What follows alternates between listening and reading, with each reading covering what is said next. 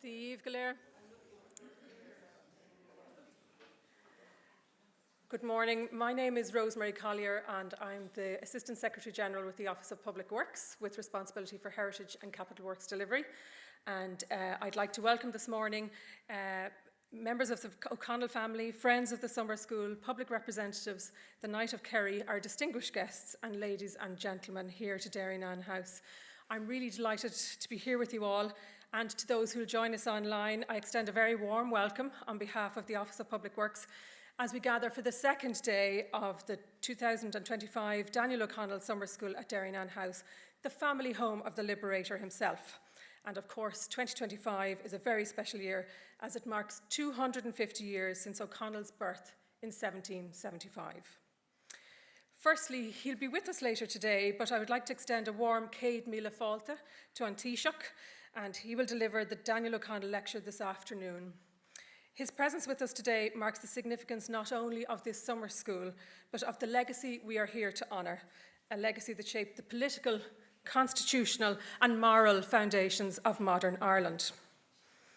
I would also like to thank the Daniel O'Connell Summer School Committee, the local OPW team, local volunteers and supporters for their tireless work in curating a thoughtful, relevant and dynamic programme across these 2 days.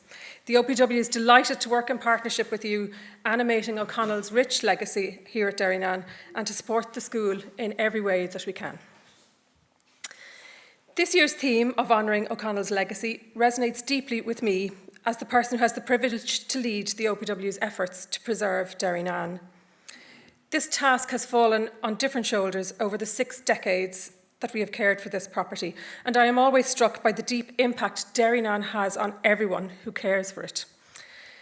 Standing here at Derrynane House, surrounded by the rich beauty of South Kerry, we are reminded that history is not something distant or abstract.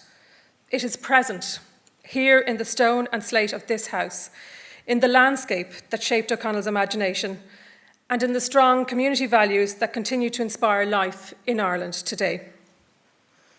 For over 2 centuries, Derrynane House has witnessed the unfolding of Irish political life, from O'Connell's early reflections as a young barrister, to his impassioned campaigns for Catholic emancipation and repeal of the Union, and ultimately to his enduring influence on the pursuit of justice, democracy, and peaceful reform throughout the world.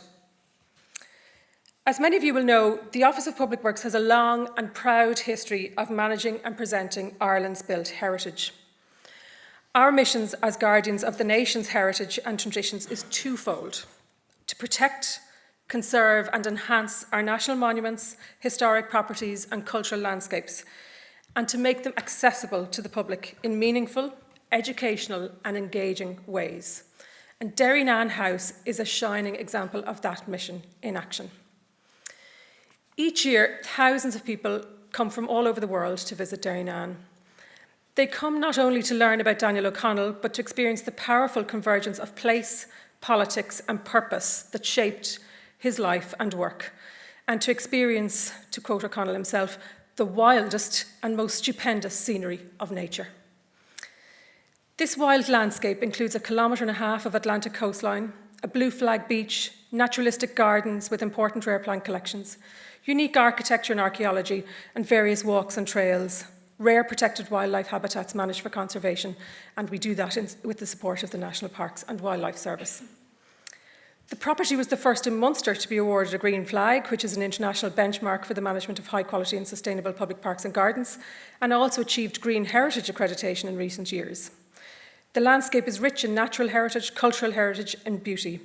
And at the house, we're in the process of attaining museum standards accreditation as part of the MPSI programme in Ireland. However, this property is more than a museum. It is a living classroom and a cultural centre, and this summer school helps bring it to life. The Office of Public Works continues O'Connell's welcome to visitors. Following his inheritance of Derrynane in 1825, O'Connell frequently used it to entertain guests and introduce them to the beauty, history and cultural richness of this area.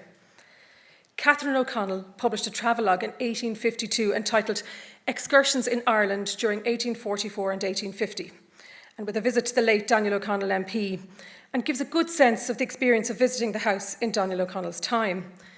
She describes excursions to see the ancient Stag Fort and ruins on Scariff Island, and there was also entertainment in the evening, and she wrote that the drawing room was very large and served as a ballroom every night, for there was a numerous party of dancing people now in the house. How gay were those pleasant soirées dansant. No matter what had been the fatigues of the morning, dancing was supposed to be the best remedy for them. So Derrynane was a place for both socialising and for intellectual debates, with the library filled with works by Madame de Sévigné, Schiller, Molière and Cervantes.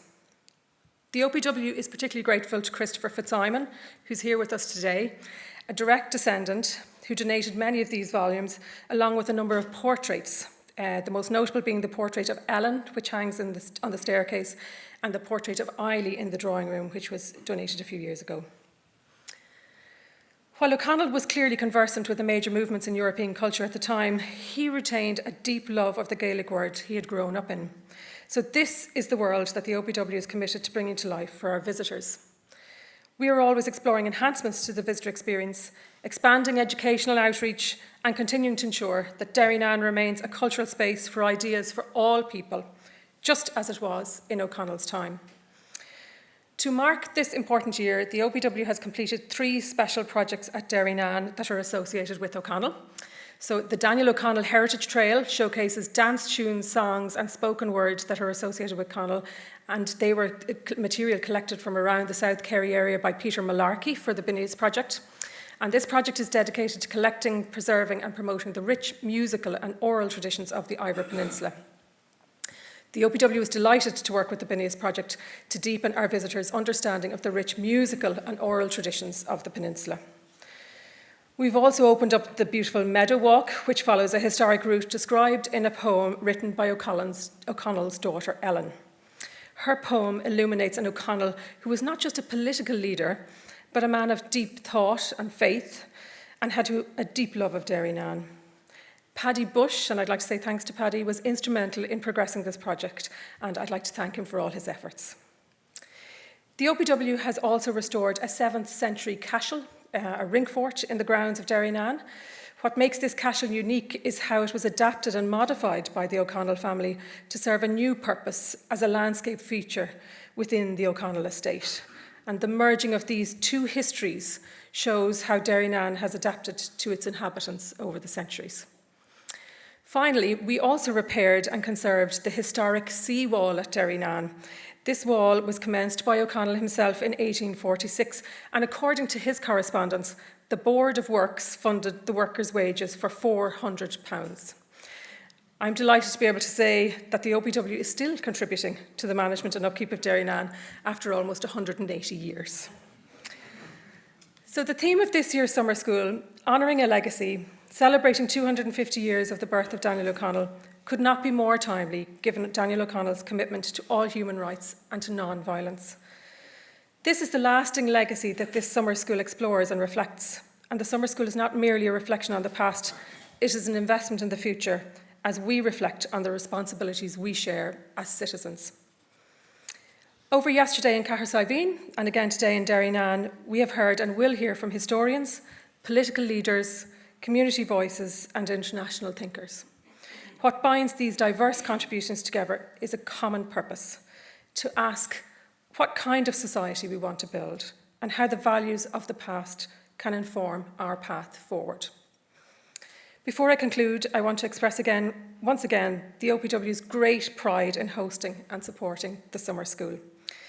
We look forward to the Taoiseach's keynote address later today, and to all our visitors, contributors and friends, thank you for your presence, your ideas and your commitments to the ongoing dialogue that this school represents.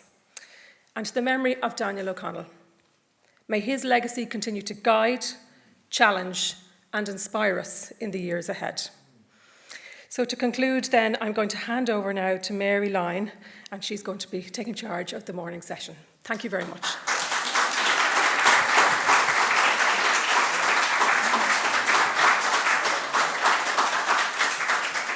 Thank you very much indeed, Rosemary. From the perspective of the OPW, you can see how much investment and support has been given to the House since it came into the hands of the state. and that was an act of wonderful generosity on behalf of the O'Connell family to have passed over the house, gardens and surrounding terrain for the public of Ireland. So we commend them highly for that generous act. I'm going to introduce now the next speaker, who is Daniel O'Connell. Daniel is the great-great-grandson of Daniel O'Connell, the Liberator, a direct descendant of Morris, Daniel's eldest son. And it was Daniel's here, who's going to speak, his grandfather, Morris O'Connell, who offered Derrynane, the gardens and the estate, to the nation. And it was officially opened by President De Valera in 1967, and the gardens were opened by Carol O'Donnell, President, in 1975. Daniel is a frequent visitor to Derrynane, and we welcome his wife Catherine, his daughter Ciara, and other members of the O'Connell family. Daniel informed me he was married in this very church to Cathy from Cork in 1987. His children were all baptised here, and we look forward to his recollections of frequent visitors to Derrynane. I hand you over now to Daniel.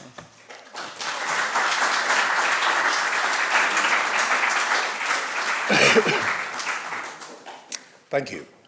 I have the name, I have the DNA. Unfortunately, I don't quite have the accent. But I also don't have any relevant academic qualifications, and I haven't got an extensively researched, peer-approved paper here to give you. But what I have got something is a little bit more personal, a family story. Derrynane is a very, very special, mystical, wild but serene place, and somewhat wet sometimes.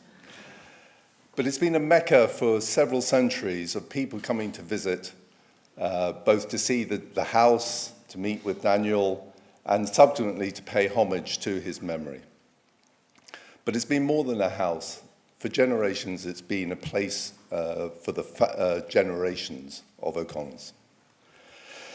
So today on that, I want to cover the ownership of the house from 1700 through to the point where it was handed over to the state in 1967.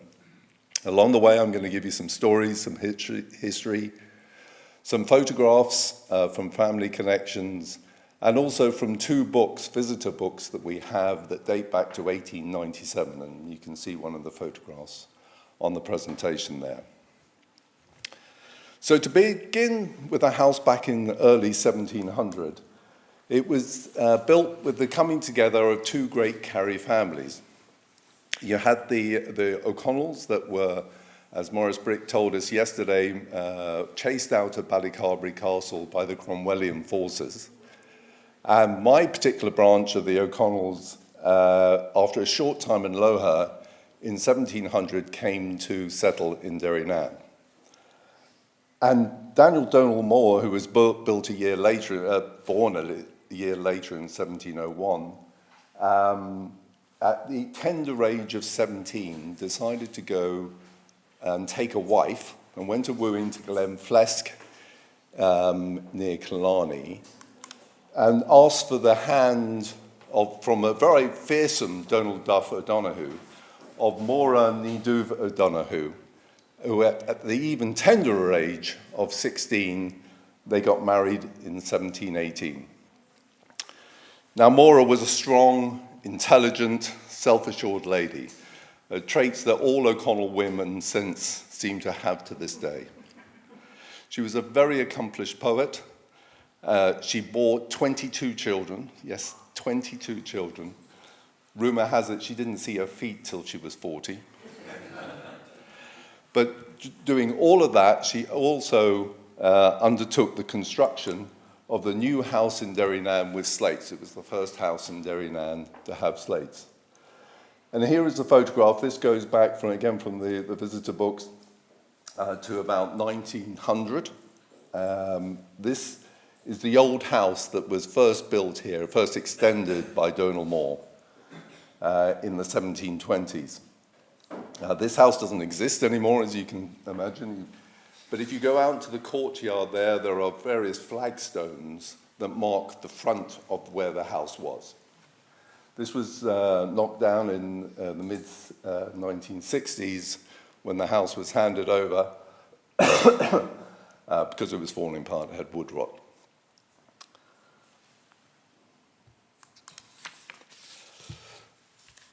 So, let me just say, I want to give you a quote from the newspaper article written by Senator Helena Concannon.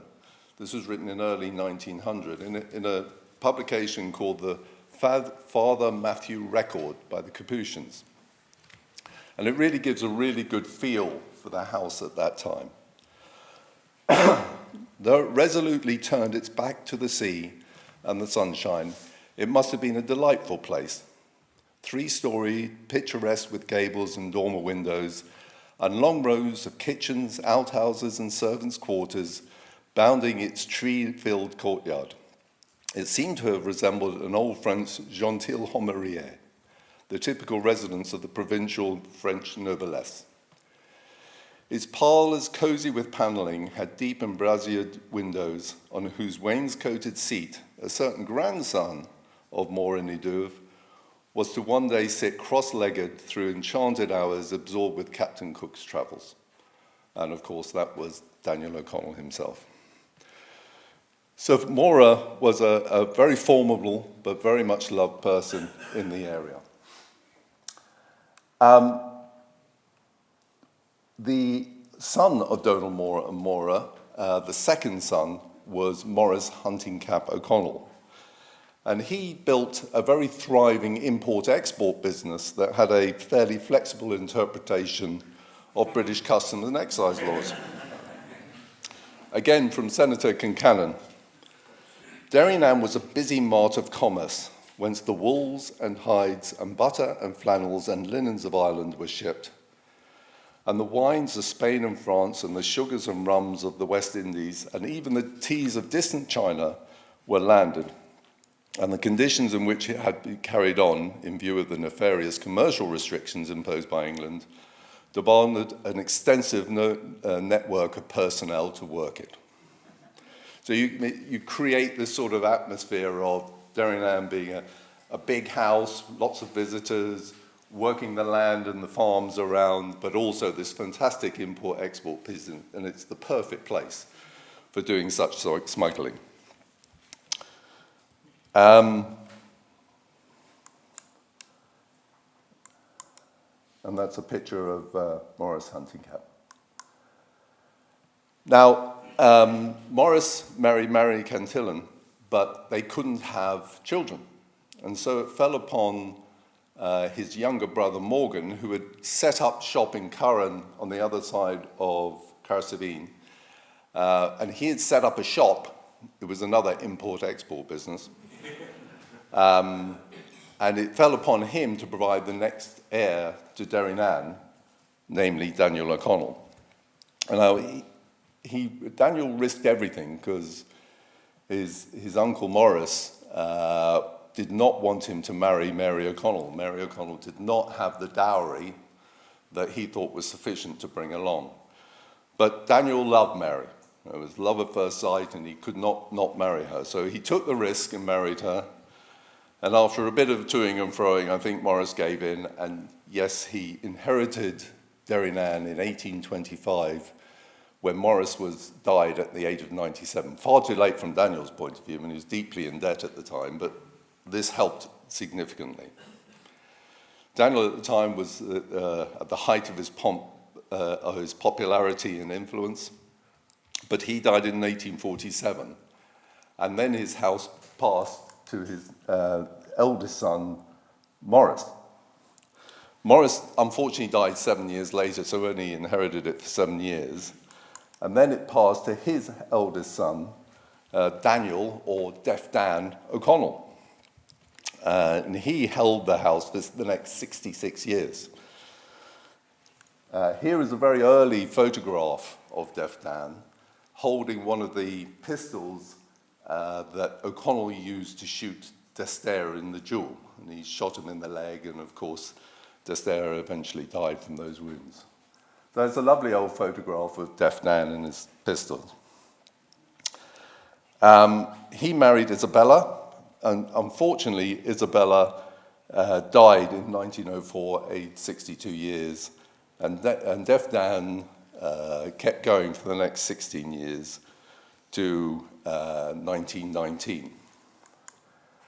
They had 8 children, 7 girls and 1 boy. The boy and the 2 girls, so Morris, Mary, and Josephine, all died before the age of 5, which was not unusual in those days. Child mortality in Ireland in the mid-1800s was about 30% didn't make the age of 15. So as you can see, he had 1 boy, but he died in infancy. There was no male heir. So when Deaf Dan died in 1919, his eldest daughter, Isabella, died unfortunately the next year. She had held the family together since her mother died in the previous 16 years. And so when the rest of the ladies of Derrynane, as they were known, left Derrynane, that was about 1959. 1959, Aunt Farr, Frances Mary at the bottom there, was the last O'Connell to live at Derrynane. And I was talking to Eileen O'Donoghue in the village, one of the locals in the village, and she was remembering that she was the last local to have her first Holy Communion in this chapel. And Aunt Farr gave her a shilling, which was a lot of money in those days. She has very sweet memories of her. And when Aunt Farr died, the property went to the next male line, which I'll come on to, which is my grandfather. Just a photograph here. This is a photograph taken around 1990 of Deaf Dan on the right and the 5 girls who reached maturity. And we think this one down here is Aunt Farr. This is a fantastic old photograph of the family. So as I say, there was no male line, so the house, the next eldest male line was my grandfather, Captain Morris O'Connell, and here he is at the handover to the state.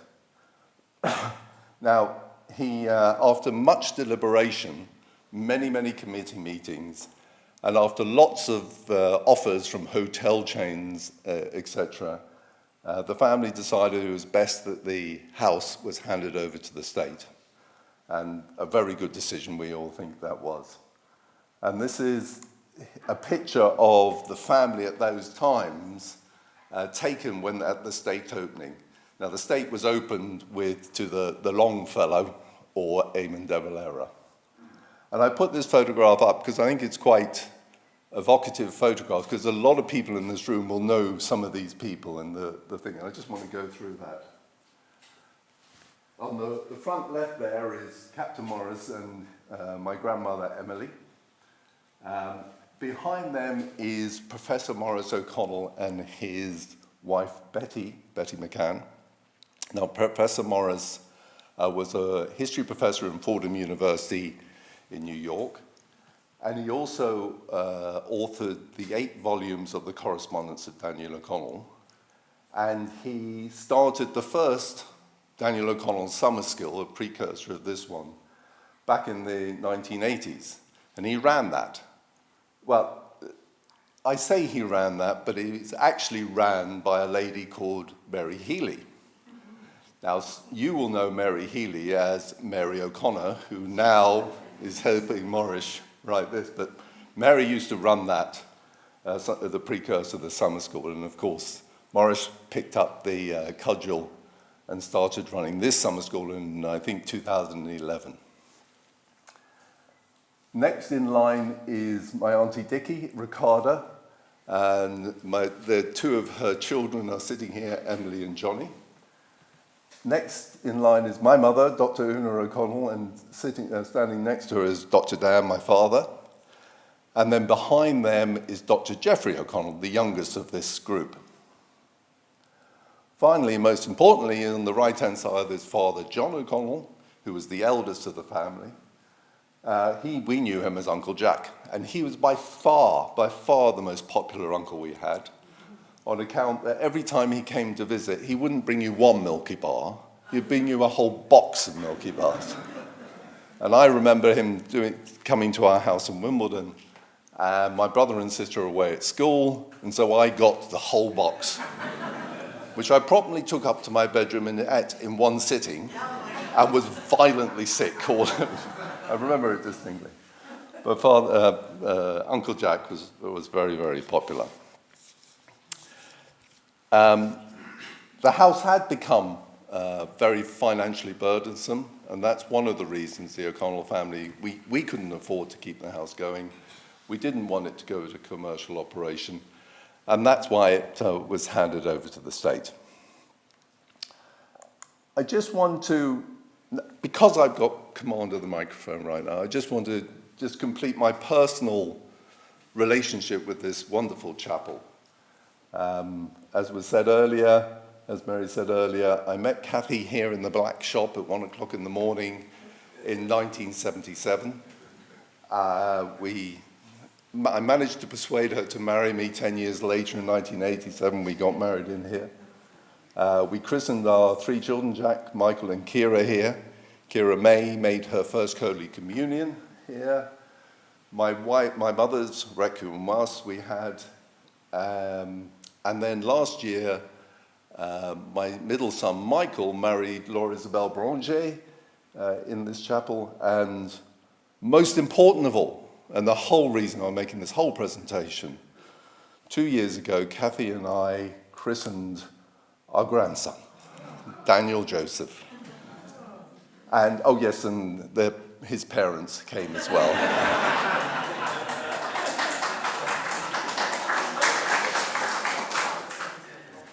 So this is the line of succession as far as the house is concerned. They're basically the oldest male line down to Captain Morris. And that was when we handed it over to Eamon de Valera in the state. I just want to take an aside at here. Some of you may have seen in the press recently some talk about Mary O'Connell's tomb, as it's called. And I just thought I'd like to give you a little bit more background than the newspapers may have given you. So that tomb was built in 1770 by Huntingcap for his father, Donald Moore. And so Donald Moore was the first person to go in there, and there's a lovely inscription on the top of that. Paddy Bush has researched what that says, and we can talk about that later. Then the next person was Mora. She went in there after her husband, and then Huntingcap himself joined them. After that, when Mary died in, I think it was 1837, she went in there. So there were at least 3 or 4 O'Connells in there before Mary. Then subsequent to that, my grandparents, my parents, uncles and aunts have all gone in there. The last being Dr. Geoffrey O'Connell, who my cousin Rickard put in there last year. And that was the completion of that year, that generation of people to go in there. Now we can put a plaque up to commemorate their interment in the tomb, and we can embark on the restoration that's been in the planning for a couple of years now, and we've been helped by the OPW, by Glasnevin, by KCC on how to go about that. But all the advices we're getting is it's a 260-year-old tomb. You don't want to mess with this. You've got to do it very, very carefully. So we're trying to do that in the best way we can. So that's the family tomb. I just want to now go back and talk a little bit more about the family in 1900, Deaf Dan and his family, and show you some of the photographs of the house at the time and try and build a picture in your minds of what was going on here in Derrynane House. This is the census of Ireland in 1901 for the house, and it was signed down here by Deaf Dan. And you can see there was Deaf Dan, his wife, 5 girls, 6 female servants living there. Now, we don't quite know why Deaf Dan had the nickname Deaf Dan. The fact that he lived with 6 O'Connell women led us to believe he suffered from a congenital disease, which unfortunately has been passed down the line to the male O'Connell line, and I believe it's called sedetus selectiva. My daughter, Dr. Kira, there will help you if you need any interpretation of that.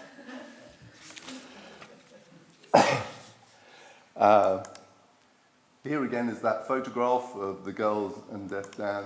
This is one of my favorite photographs of three of the girls. You might think that was outside their house here, but and so did we until we did a lot of research. And if you notice up in the top left-hand corner here, you'll see some corrugated iron. And that would lead you to understand that this is actually outside what was known as Derrynane Hotel in those days. We all know it as Bridie Keating's Bar. And you'll find that lots of O'Connells still reenact this many, many times every week, normally with some black stuff in front of them. Again, this is the old house. Here is a photograph that was taken from the beach over in the Strand back up to the house. And again, I've zoomed in a little bit here, and it's a really interesting photograph. Here is the old house that's been knocked down. You saw the front of it here. This is the back, and this is another part that was knocked down when the house was handed over to the state. This is the wing that Daniel O'Connell built, and the chapel is down there. So this is the house that O'Connell lived in. This is the grandeur of the place, and people came to visit and was much more impressive than just what's left now. The thing I really would like to draw your attention to is the foreground down here, because this is where the tennis court was. And yes, there was a tennis court just down there at below the house. And I think the tennis court was post Daniel O'Connell's time, but it brings me on to one of the entries into these visitors' books, and it's from John Mary Pius Boland. Now, some of you historians will know John Mary Pius Boland was a nationalist MP from the Irish Nationalist Party from 1900 to 1918, and he visited Derrynane in 1898. And that was 2 years after one of his college friends invited him to Athens on Easter holidays. And he went over there, and it happened to be the time of the first modern Olympics. And his friend was organising the tennis committee. And they were a bit short of players. So they persuaded John to play in that. And he went on and he won gold medals in both the men's singles and the men's doubles. And that was the first 2 gold medals that Ireland ever won in the Olympics. But being a good nationalist, he got to the medal ceremony and they were about to raise the Union Jack, because, of course, Britain was still stolen Ireland from us at that stage. And he said, no, that's not going to happen. And they scrabbled around. They found the Irish flag of the day, which was the golden harp on the green back, and that was raised, and he was a happy man. But as I say, he's the first gold medal winner at the Olympics for Ireland. Here's another photograph. It's a lovely photograph. It's in the visitors' book, but it's also in the National Library of Ireland. And again, it gives you a fantastic picture of the grandeur of the place. This is a photograph, again, 1900, of the drawing room upstairs, and it shows a really vibrant family room. Many of the artifacts in here are lovingly restored by the OPW. You can see at the back there, the chaise longue, which is up there. All these chairs are dotted around in the rooms upstairs. And of course, in pride of place, right in the middle, is that famous table, the beautifully ornately carved table given to Daniel by the aldermen of the Dublin Corporation. And you can see it really is a drawing room. They were using it to write letters, to do drawings and pencils, and no doubt the visitor books probably sat there. This is, again, 1900, the chapel. Again, a lot of these artifacts are still here from that time. This was a chapel that was built by Daniel in 1844 on his release from Richmond Jail. And it was designed on Armagh Abbey over there on Abbey Island. And if you take a photograph from the tomb of the family tomb, looking east out onto Derrynane Bay, you can see how what design comes through. So the three pictures, and if you look really closely out of there, you can imagine seeing Derrynane and the Derrynane Bay and the waves crashing on the rocks. So that's the house. That's the photographs, and that gives you a picture of 1900. And Deaf Dan and his girls and Isabella, his wife, were living here. They were farming the land. In the 1901 census between Loher Church and Castle Cove, there were 1,850 people living in this area. So it was a very thriving metropolis. The O'Connell family were often giving back to the poor and the sick and elderly. So it was a very vibrant sort of family time there. But it was also still a mecca for people to come and visit. And there were every month, twice a month, 3 times a month, you would get people coming to visit. And we know that because of these 2 visitor books. So they would come and they would sign. And these visitor books, they belong to Ellen and Sybil, the Deaf Dan's daughters, the great-granddaughters of the Liberator. They span 27 years, from 1897 to 1924. They're from families, friends, visitors, locals, and many, many dignitaries from all around the world. 4 continents are represented in these books, 8 languages, Greek, Latin, English, French, and even Maori from New Zealand. There are greetings, drawings, quotes, poems, sketches, photos, paintings, jokes, puzzles, limericks, all through this. And it just shows the talent of people in those days. Of course, no electricity, no radios, no television, no tablets, no nothing. But they had this talent of being able to draw or compose or orate. It was absolutely fantastic. And I just want to give you, I haven't really got much time to give you all the details in there. I could spend hours talking about what's in the book.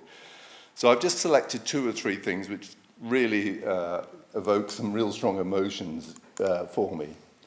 And just before that, I'll give you some of the people who came. First of all, there were the Ball brothers, Charles and Robert Ball. Charles was the Honorary Surgeon General for the King in Dublin. He was a very celebrated surgeon and developed many surgical techniques to do with the gut. And Robert Ball was a very celebrated mathematician and astronomer. He invented what is known as the screw theory, which is a mathematical formula for tracking objects in space in 4 dimensions, which is still used today in robotics, still holds true today. He has a planet named after him, the Robert Ball 2308, which is somewhere up there. And so he's very famous people. There's Anna Blunden, who the artists amongst you might know is a pre-Raphaelite, quite a famous pre-Raphaelite artist. She married Mr. Martino, and so she was known as Mrs. Martino. There's Major General George Squier, a really interesting person. He was from the American Army. He was in telecommunications. We think the cable over in Valencia attracted him to come and have a look. He invented multiplexing, which is the ability for one telephone line to carry multiple telephone conversations at the same time. He also, elevators in America used to have pipe music in there called Muzak. Well, he started the company called Muzak. And he also worked with the Wright brothers on the first military aircraft. There was a Trinity camp. So we heard yesterday a lot of connections with TCD. There was a group of 6 undergraduates who came and they camped out in the grounds. They went hunting, fishing, and having great time here. But they all went on to do famous things. One of them was the president of the Royal Academy of Irish Music, or Royal Irish Academy of Music. One went on to Captain Island in in hockey. 3 of them played for Ireland hockey. And 2 of them went on and served in the war as pastors. An interesting group of people. And finally, the one I'll tell you about is Percy French. Are you right there, Michael? He came along and he put in 2 beautiful, beautiful paintings and a lovely verse. And this is just a small sample of the people that came, a really rich sense of people that came and visited Derrynane. Really to pay homage to the memory of O'Connell, but also to meet the people and the place which really formed him. So back to the 3 things I want to just share with you, just to close on my speech. The first one is, here is an example of a pen and ink drawing that's in the book, put straight into the book. This was a lady called Florence Fahey. Florence Fahey was the wife of John Fahey, who was the rector of the Church of Ireland in Waterville, house number 2 in the census in Waterville. He was also the Archdeacon of Adfert and more. And the talent that embodies, to be able to sit down and just draw that, is absolutely stunning. The next is one of my favourite entries, and this is by William Percy French. It's a painting done from the Strand over there, looking out. You've got Lamb's Head on the left, you've got Two Head in the middle, and Abbey Island on the right. And you can see, if you look carefully, you can actually see the little inscription of the Abbey on Abbey Island. But the lighting on this, and it really captures Derrynane and the curling waves coming ashore. It was really such a talented artist. And then, finally, my final thing I want to leave you with, this is a poem by, we believe it's Edward Gwynne, who I think is the 36th Provost of Trinity. And for me, this captures Derrynane absolutely perfectly, and I'll just read it out to you. Lady, your abbey walls command all that is lovely by sea and land. Mountains whose wealth of heather and gorse stifles the sparkling watercourse. Hedges where blended odours meet of honeysuckle and meadow sweet. Curving bays with cold green floor and crystal breakers that curl inshore. Surf-clad headlands where gannet and gull wail over the bones of the Spanish hull. Lucent islands, isles of the blest, set in the light of the fading west. A kindly people who kept till death their ancient tongue, their ancient faith, and guard by the tide of the untamed sea, the home of the man who made them free. Thank you.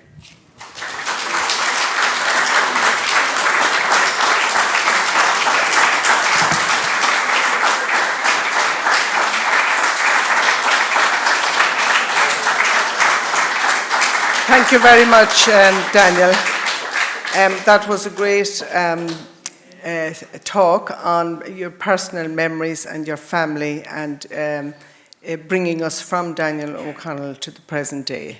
So our next speaker, there will be a chance for questions after the talks are completed. So the next speaker is Brian Crowley. Brian is a historian and curator with the Office of Public Works.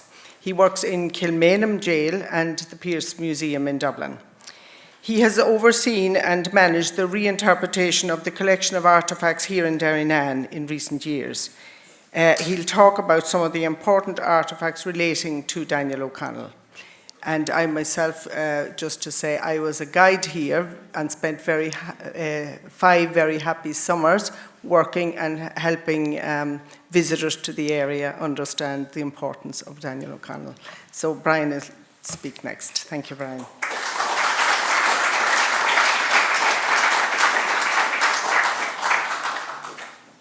Okay, so thank you very much, Mary. And just to say that it's it would always be a huge honour to be invited to speak at the Daniel O'Connell Summer School, but to be here this year on the 250th anniversary of O'Connell's birth. And it occurred to me yesterday that this year is also the 200th anniversary of O'Connell taking possession of Derrynane. So, as I said, it's a great honour for me to speak to you today.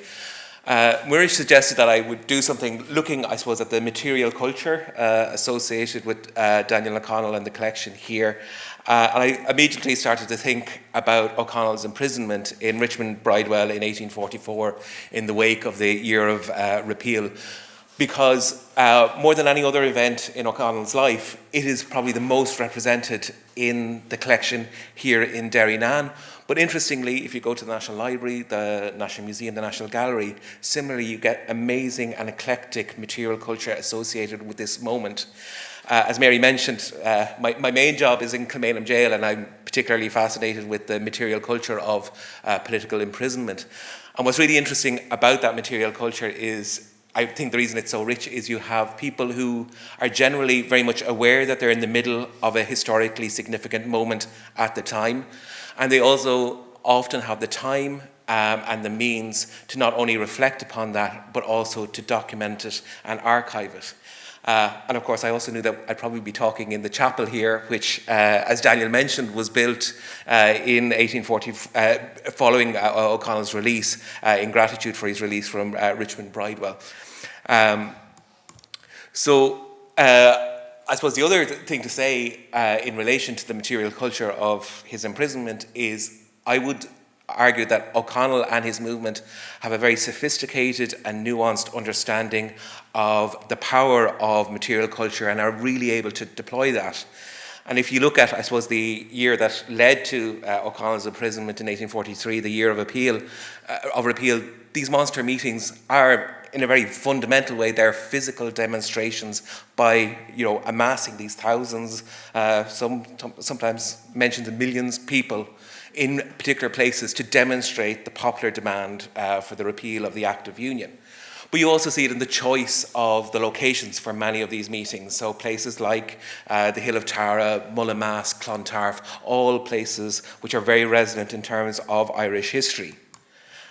This is something that is not lost on the British administration in Ireland.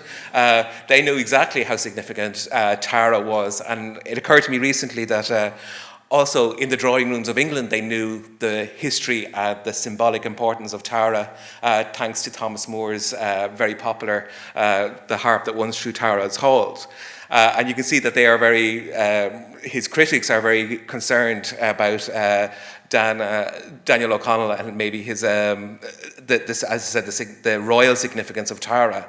And you can see, I think, how O'Connell and his movement are quite provocative and play with this as well. So in Mullaghmast, very famously, he's presented with this repeal cap.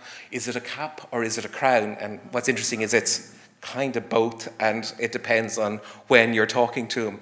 And interestingly, this illustration, this is a photograph of the cap, it's now in the National Museum, but the illustration is actually from O'Connell's trial because it's kind of brought up in evidence against him.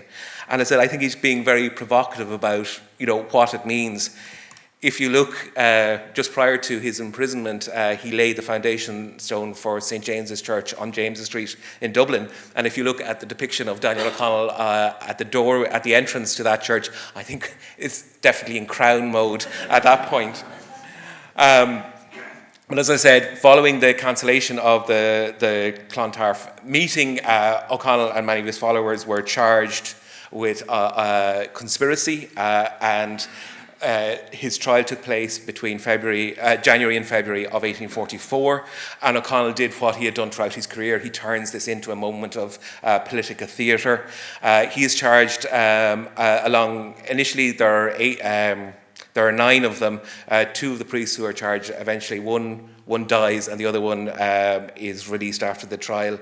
But he's arrested along with Gavin Duffy, who's the editor of The Nation, Sir John Gray, who's the editor of the Freeman's Journal, Richard Barrett, who's the editor of The Pilot. Again, I suppose it's something very dysfunctional if you're arresting the editors of the 3 main nationalist newspapers in the country. Also, Tom Steele and his son, John O'Connell, is also a prisoner, is also on trial with him, as is T.M. Ray. and they are found guilty in February of 1844, but interestingly, the sentence isn't passed at this point. The sentence isn't going to be passed until the end of May. So in the meantime, O'Connell embarks on what I would describe as a PR tour, and he goes to England. Goes to London. There's a huge banquet in the Covent Garden Theatre where they take over the entire theatre on the 11th of March. On the 17th of March, he is invested into the Holy Order of St. Joseph and Mary in the Virginia Street Chapel in London. This hat is now on display here in Derrynane. This illustration appears in the Illustrated London News. And I think, I was just thinking, he's almost like a knight going into battle, being invested into this order. And I think that symbolism was probably intentional. In the meantime, I think they're also starting to plan how they're going to play this next episode in O'Connell's political career. And the repeal movement have form in relation to, political imprisonment. In the 1830s, during the Tithe War, a number of farmers who refused to pay their tithes ended up in the Four Courts Marshalsea debtors prison just off Thomas Street. Interestingly, I think either 3 or 4 of them died, including this guy Thomas Tyquin, and a very elaborate funeral procession which went from Dublin to his home in Shinrone in County Offaly across the Midlands was arranged by the repeal movement, and a key player in that was T.M. Ray, a man whose name is going to appear quite a lot in this talk. So they knew the power of imprisonment, and in the newspapers, the language involved, talks about these martyrs who are in these dungeons who've been unfairly imprisoned by an unjust system. Sentencing took place in the Four Courts in May 1844, and there was much then speculation about where O'Connell would end up. The very unionist Newry Telegraph was cock-a-hoop in the hopes that he would end up in my workplace in Kilmainham Jail, that he would end up on the cold stone floors of Kilmainham. Kilmainham at that stage was the county jail for Dublin. It was under the control of the Grand Jury of County Dublin, which was dominated by kind of unionist landed Protestant interests. And O'Connell had a very fractious relationship with that particular grand jury. The High Sheriff in 1820 had him thrown out of the courthouse along with his followers at bayonet point. So they wouldn't necessarily, I imagine, be the most friendly body to O'Connell if he ended up under their care. But he passes by the South Circular Road and passes by Kilmainham Jail and goes to another prison on the South Circular Road, Richmond Bridewell Penitentiary, which is the male prison for the city of Dublin. In 1836, there's kind of a rearrangement of the prison system in the city of Dublin.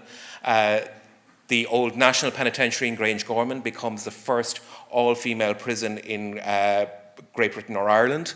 The old New Newgate on Green Street ended up being a remand prison, and Richmond Bridewell then becomes the male prison for Dublin. It was designed by Francis Johnston and opened in 1813. And it is under the control of Dublin Corporation.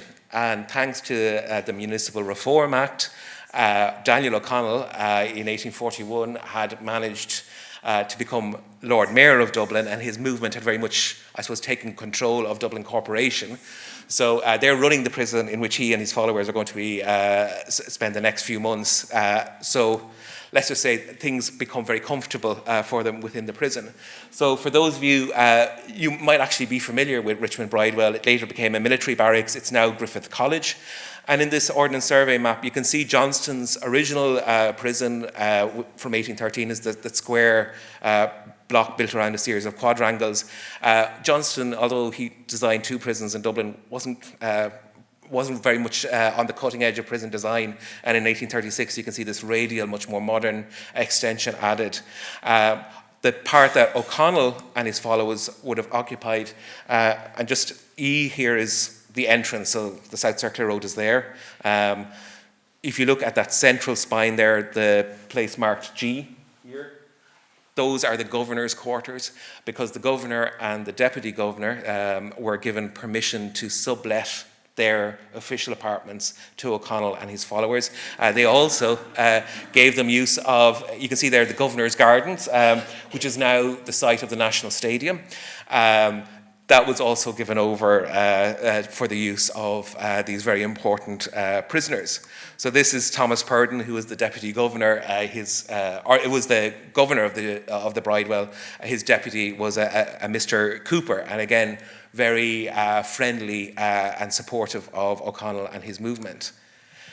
And they very quickly set about, I think, documenting their experience. I would argue that the eyes of the world was, for these 3 months, was on Richmond Penitentiary, and O'Connell and his movement did everything they could to make sure that the eyes of the world stayed on Richmond Bridewell.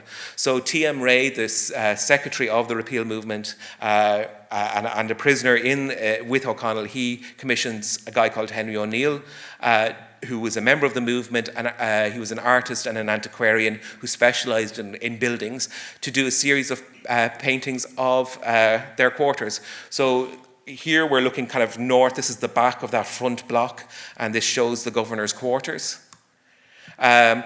This is the Governor's Garden, and they set up a tent. They called it the Pavilion, and they named it Mullamast, after the site of one of the great Munster meetings.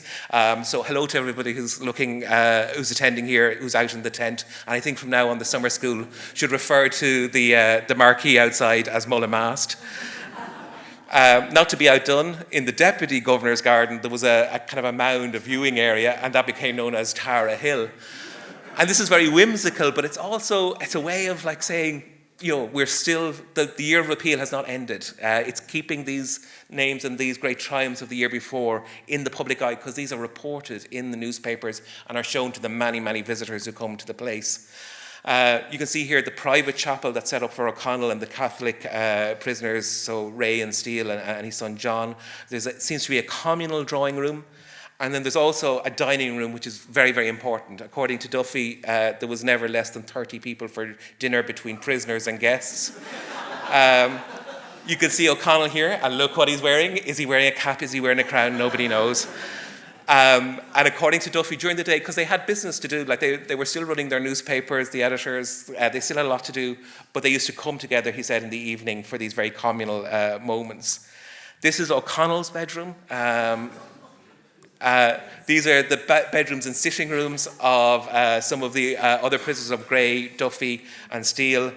And again, T.M. Ray, who's obviously as a museum curator, T.M. Ray, as you'll see, is my favourite for obvious reasons, because he's the guy who's collecting everything and commissioning everything. Ray is also involved in inviting a guy called Alexander Toussaint-Dubré. In 1839, Daguerre had invented what essentially is the first photograph.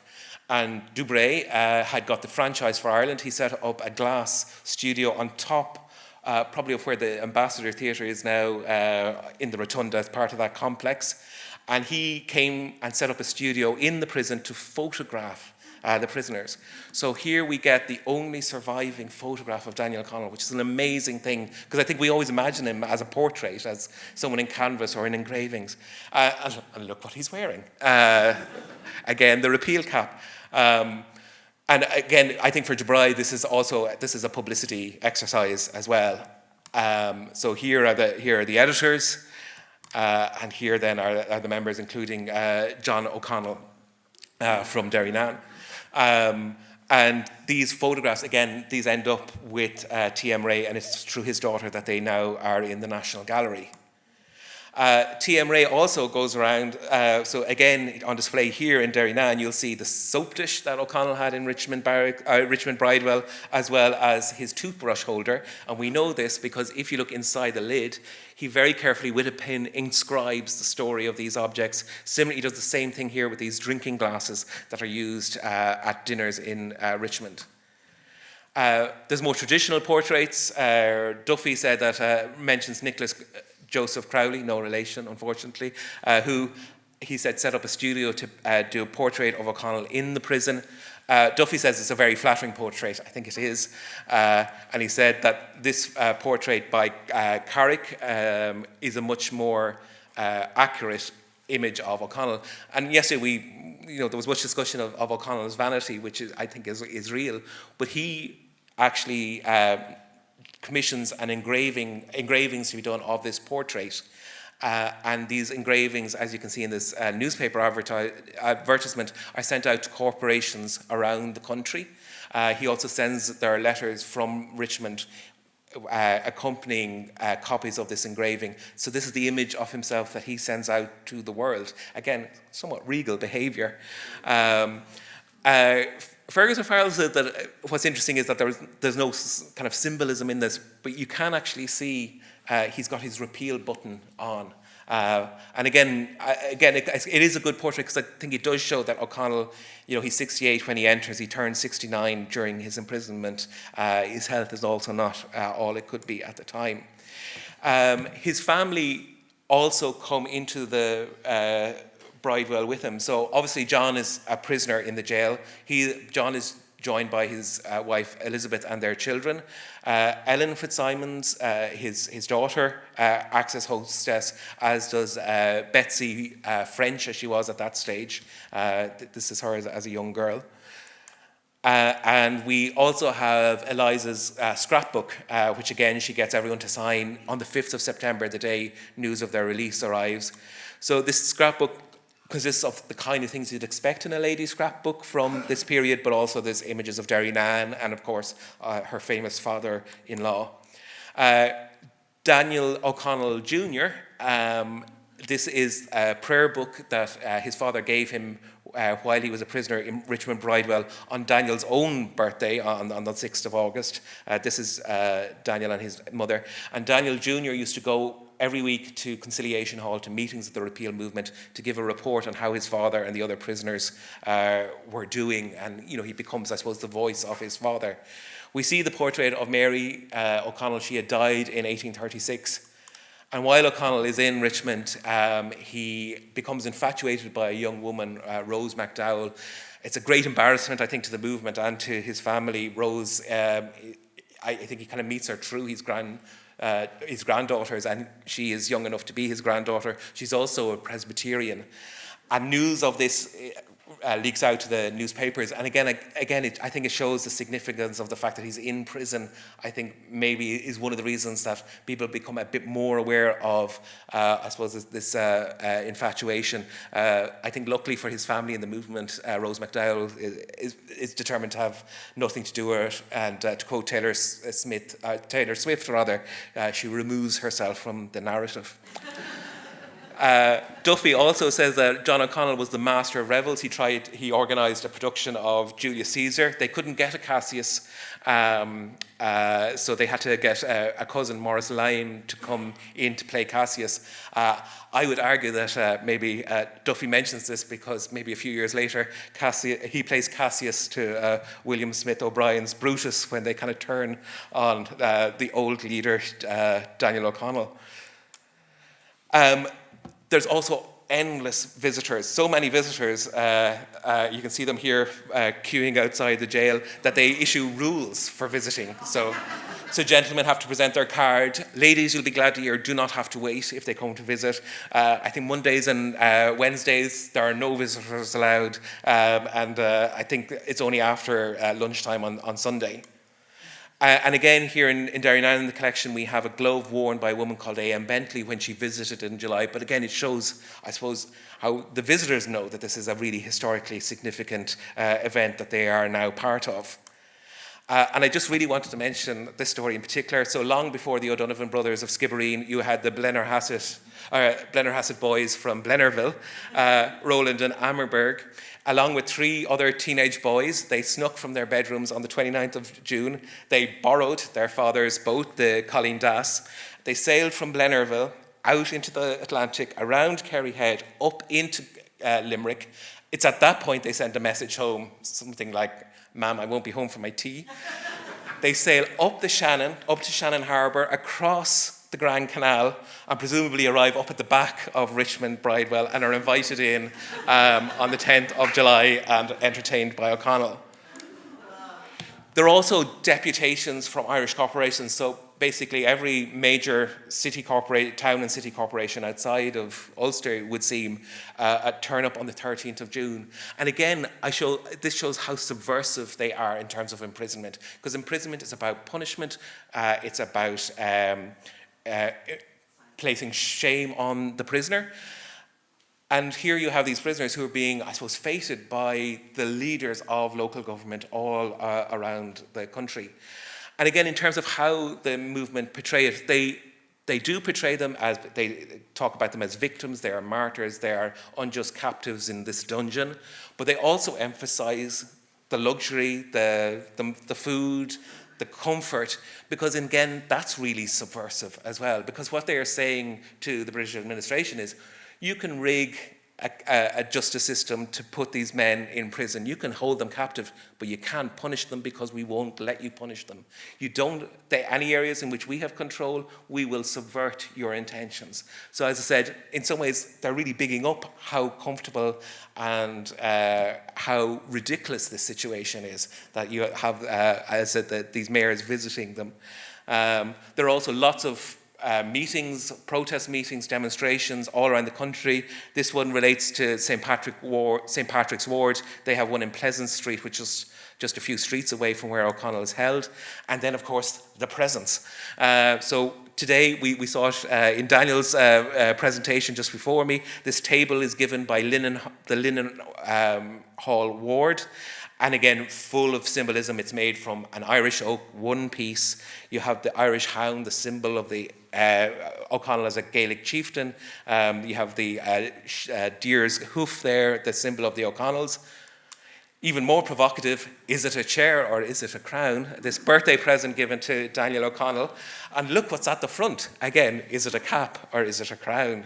And again, I think a deliberately provocative gift, a lovely one too.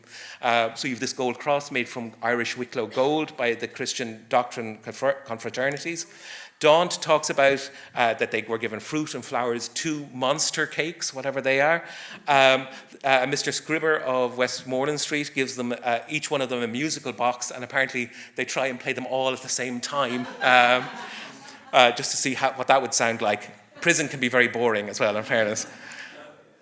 But eventually news of the release arrives on Thursday, the 5th of September. You can see here the depiction of this, the news that they are going to be released. They don't leave that evening. The next day, they have essentially a garden party in the governor's garden. And again, you can see this is from the collection here in Derrynane. It's someone went around and collected the autograph of all the prisoners. This is the glass we saw earlier, which T.M. Ray inscribes to say that this is the glass used at the last dinner that the Liberator had in Richmond Bridewell.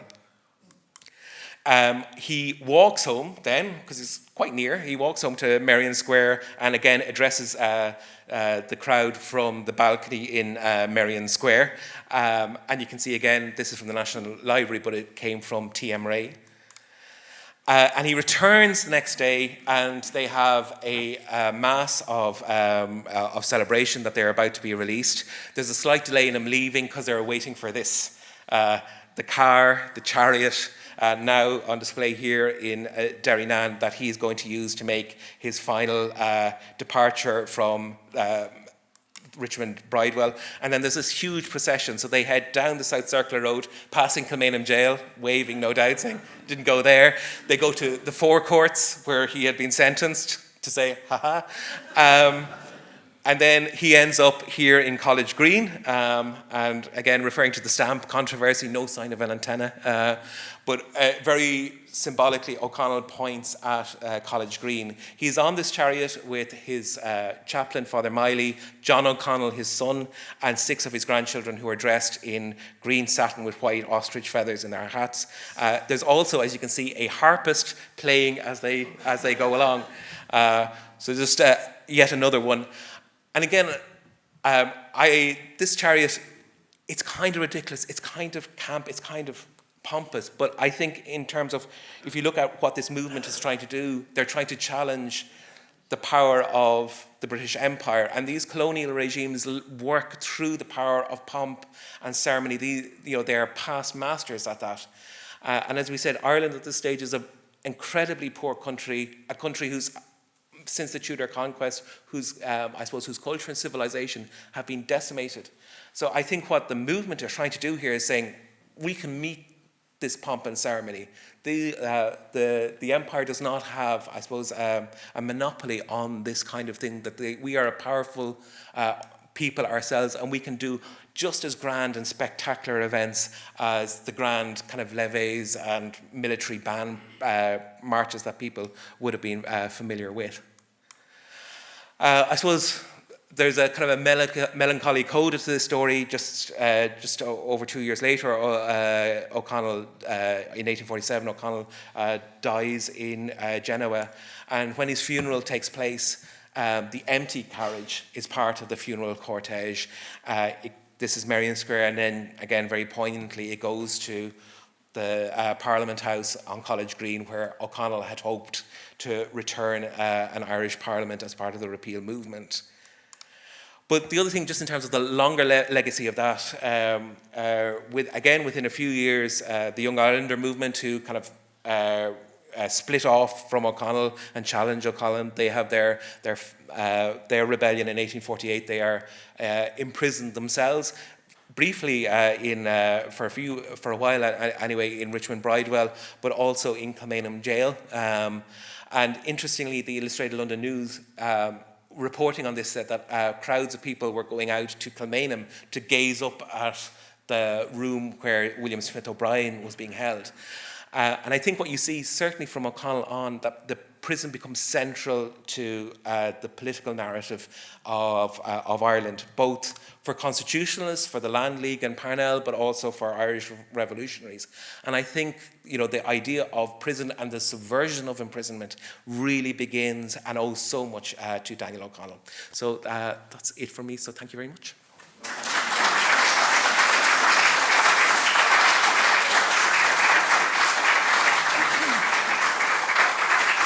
Thank you very much, Brian.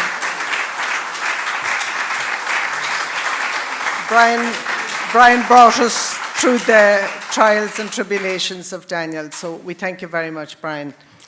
The next speaker is Sir Adrian Fitzgerald. He's the 24th Knight of Kerry. He'll talk about the relationship between his family and that of the O'Connells.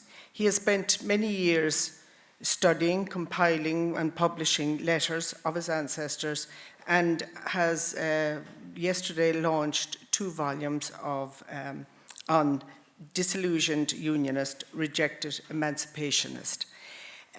We know, we in South Kerry and particularly in Valentia, we recognise the legacy of the Fitzgerald family to the whole of South Kerry. Their industry, the slate quarries, the planned village, the cable link to America. So we're very anxious to hear Sir Adrian's presentation now. Thank you.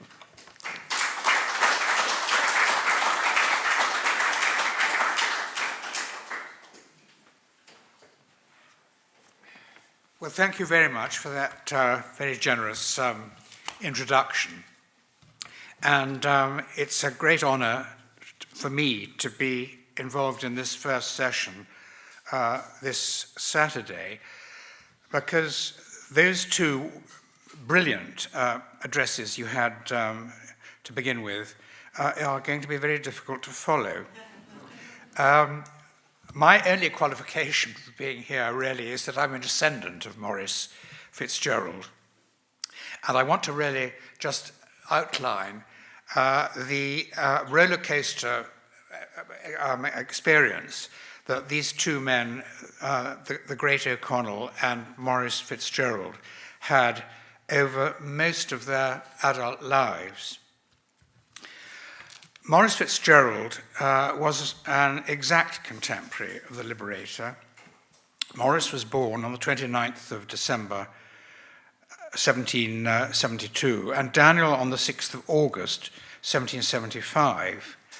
Maurice died in Valentia in March 1849, Daniel in Genoa in May 1847. I've not been able to trace a common ancestor, but like most Kerry families, They were connected in the sense that both married into the O'Brien County Clare and into the Conways of Clahan, County Kerry.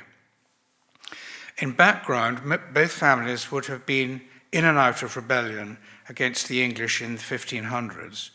Maurice was once asked by George II's brother, the Duke of Gloucester, quote, "You are of a very old family, I gather, Knight of Kerry. You came in with Queen Elizabeth." To which Maurice responded, "Oh no, Your Royal Highness, we ended with Elizabeth," which is true. He was referring, of course, to the downfall of the Earls of Desmond in 1580. Maurice and Daniel both had paternal ancestors fighting for King James at the Battle of the Boyne.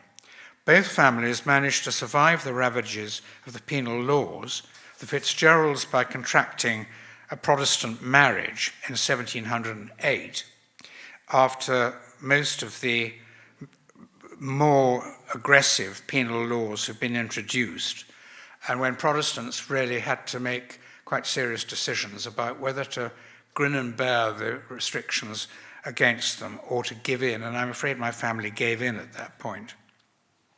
Yet during the 1800s, members of both families joined the French service, and Maurice's father, Robert, seems to have conducted a regular correspondence with the Irish exiles in France over a long period, regardless of the intermittent state of war between France and England.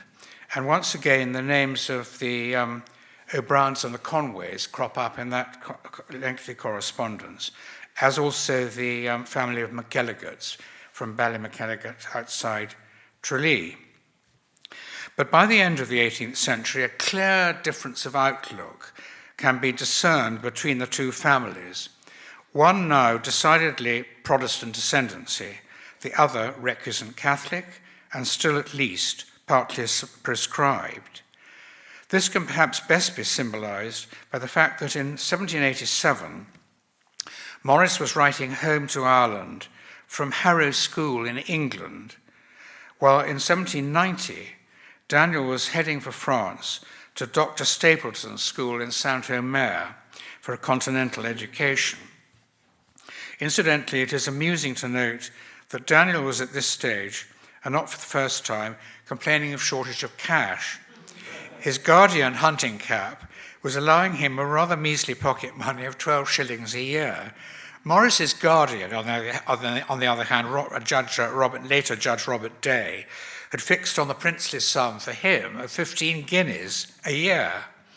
So by 1804, the two young men had embarked upon their respective careers. Maurice, the insider, so to speak, was Member of Parliament for County Kerry from 1794 in Dublin and from 1800 in Westminster after the Act of Union. Daniel, the outsider, lawyer and member of the Catholic Committee.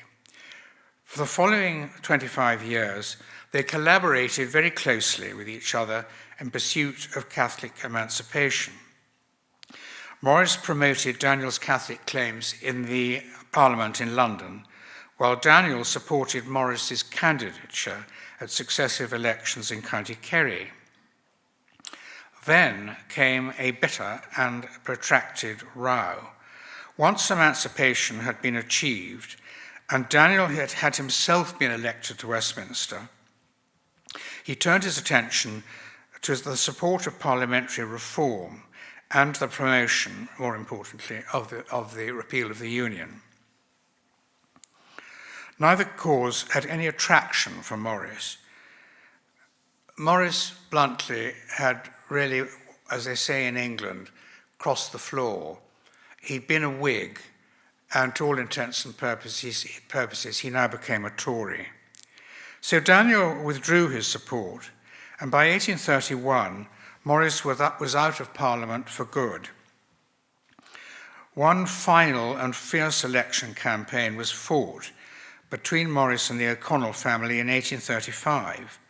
Maurice lost, and the long political friendship was in ruins. It is difficult to judge whether their political association was accompanied by personal friendship. In The Great Dan, Charles Chenevix's Trench suggests that Daniel had no close friends outside his family circle. I would rather challenge that, and I think the first two addresses we heard this morning really can't contradict that completely. But before their break, when Daniel had been challenged to a duel by Robert Peel, Morris consented to be his second. The contest was only prevented by someone, probably Mary O'Connell, alerting the authorities, and the authorities were probably in the person of Morris's guardian, the aforementioned Judge Robert Day, because the O'Connells and Days were close neighbours in Merrion Square at this time, and I suspect that that sort of potential event had got out to some extent into the public domain, and that action was taken to prevent it happening. But this all suggests quite a close relationship between the two men. Certainly, as close Kerry neighbours, they were bound to continue to deal with one another, and not least their respective estates, which actually overlapped in more than one instance. It is necessary here to explain the deteriorating situation in which Morris and Daniel strove to manage their lands. Conditions were infinitely worse during the first half of the 19th century than they were during the campaign for land reform during the second half of the century. The principal features of the land system was the middleman, who was largely the phenomenon of the absentee landlord. The disbandment of the soldiery after 1815 led to an unprecedented demand for land. The middlemen subdivided existing holdings in response to that demand. In turn, subdivision led to early marriages, large families, and a population explosion. In 1800, the population of Ireland was 5 million. By 1841, it rose to over 8 million. In Valentia Island, over the same period, according to Morris, the population rose from 400 to 3,600. The 1841 census also indicated that countrywide, up to 45% of all holdings were under 5 acres. For a dangerously high percentage of the population, the potato, with its heavy yield of 6 tons to the acre, had become the staple diet. The failure of the potato was bound to lead to famine, as we know it did in 1846. The pens of innocent children often give us the most honest portrayal of what is happening. In July 1851, Morris's granddaughter Mary wrote to her father Peter, who was away from home, quote, "We are going to Castle Carbery today, Ballycarbery, but it was too wet. We went to see a poor old woman today. Her cabin, spelt C-A-B-A-N, on the outside was about 3 yards long and 2 broad. There was no doorway in which Bessie, her sister, could stand upright, and no window. She had no bed, hardly any covering. She must have been very cold at night, for there was no door." That, I think, brings home to the horror of the situation at that time. I'm going to just develop a bit about the land overlap now between the two families. In 1795, Morris leased to Daniel's father Morgan 2 townlands in Valentia, Ballyherney East and Ballyherney West, amounting to a total of 540 acres. In 1803, Daniel asked Morris's leave to set the domain part of the farm, which my father holds under you. It is instructive to examine the state of the O'Connell farm at Ballyherney 70 years later. The 2 townlands fell out of lease with the death of Daniel's brother James in 1872. They were then found to contain 26 tenants, averaging 6 acres each, but some tenants had further subdivided. One holding of 30 acres was divided into 7 detached lots. Another of similar acreage was in one long strip of over a mile long, from the seashore to the mountain top, and not 100 yards wide. Morris's son Peter resolved to consolidate the Ballyherney holdings into viable units, undertaking to offer to those displaced alternative lots in the nearby townland of Corabeg, or in some reclaimable parts of Bray Mountain at the western, rather windswept part of the island. I suppose, not surprisingly, there was passive resistance on the part of those tenants who were invited to move. Peter then invoked the aid of his friend Father Kearney, the parish priest, who in turn met with very little compliance.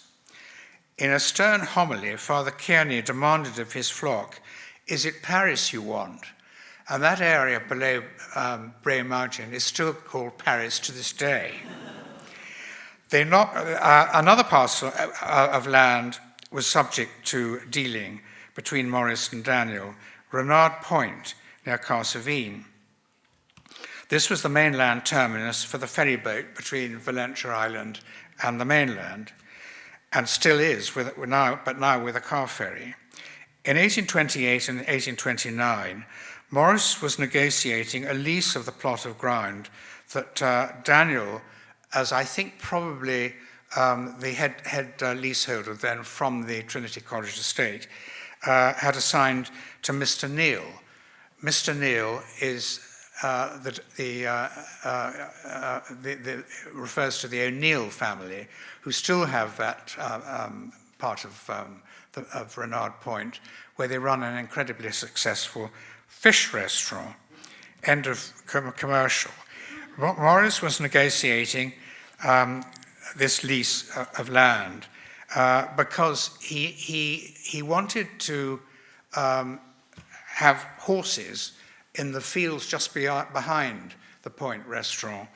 And if you go down to the pier and to the to where the ferry departs, you have to do a very sharp turn round the corner of the Point building, the restaurant, and facing you as you turn is rather a fine outbuilding, stone building with a very fine, large, wide arch.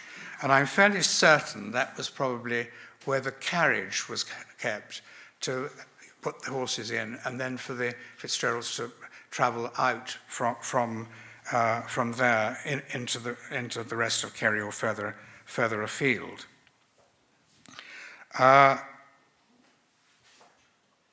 Also, actually going on at Renard Point in those days was fish curing, and it's interesting to note that there's still quite a large fish factory opposite the point as you travel down.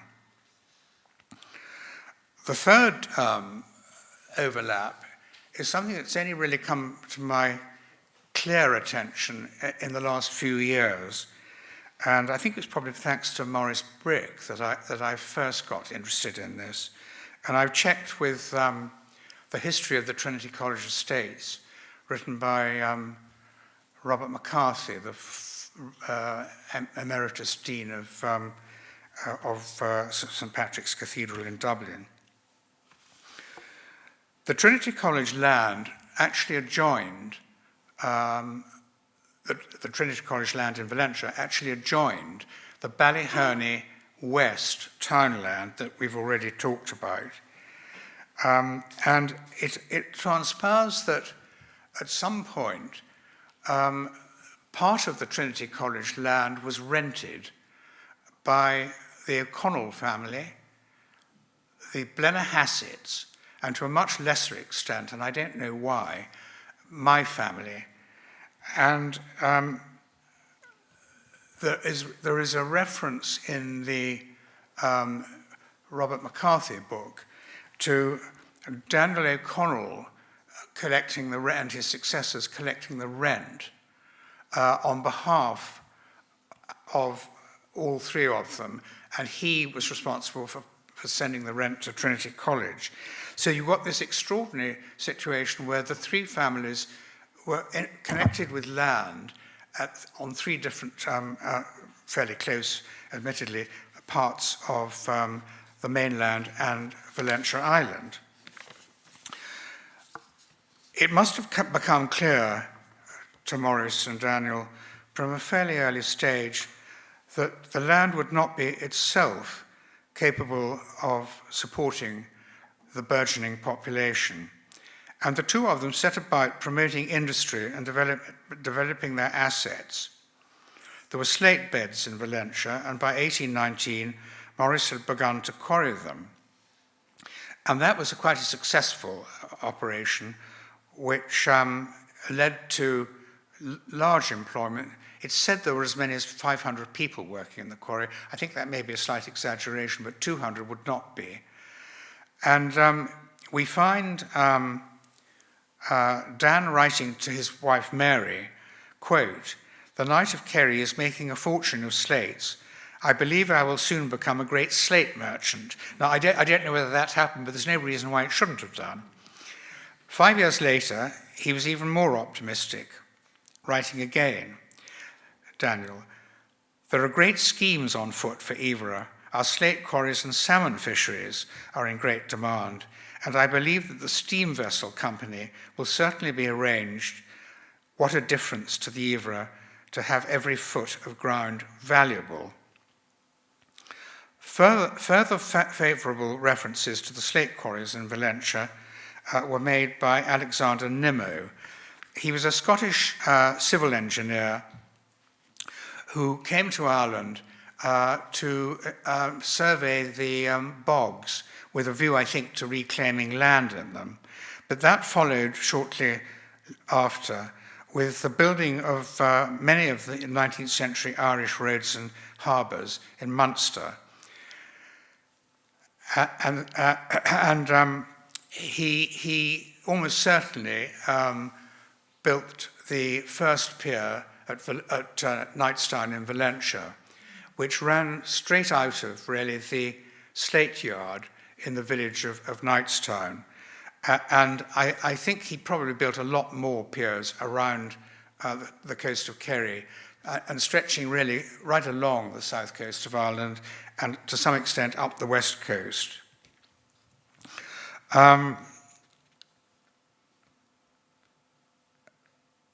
The quarry, the slate quarry, which Nimmo would have given advice over at that stage, would have been developed to create slate slabs as well as roofing slates.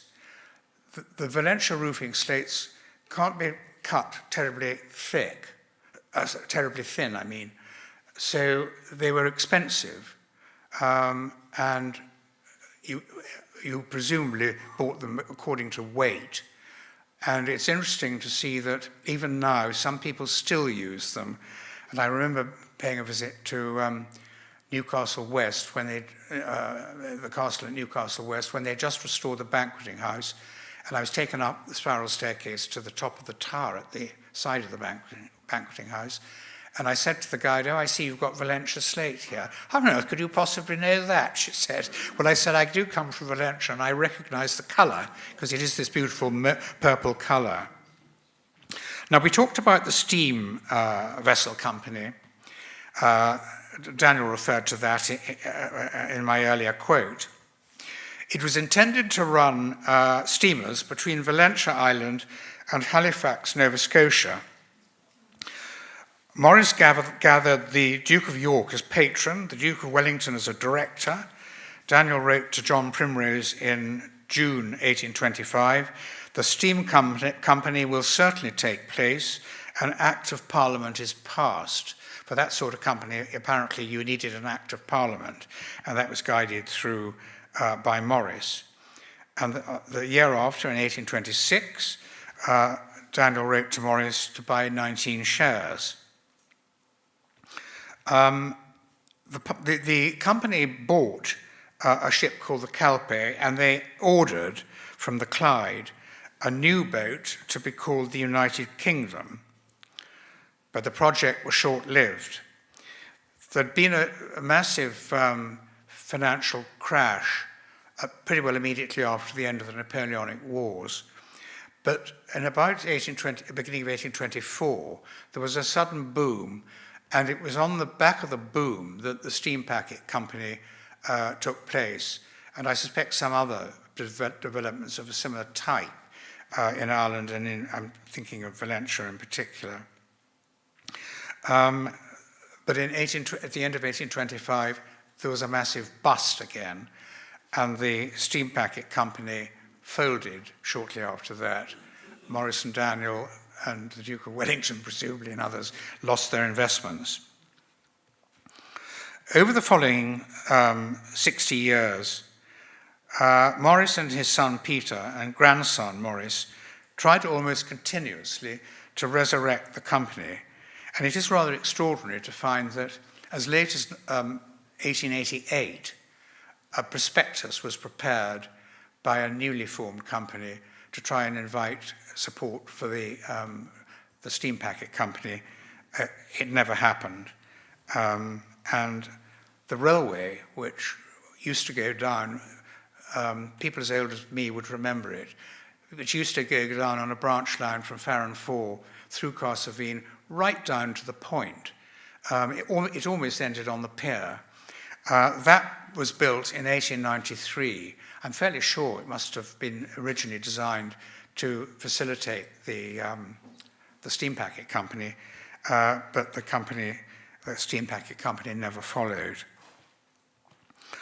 The failed steam vessel project clearly preyed on Maurice's mind, and when he lay dying in their house, Glanleam, upstairs bedroom facing down the harbour in 1849, his family recorded, or the tradition is that they recorded, his last words propped up on pillows in his bed was, quote, "I see another Liverpool before me."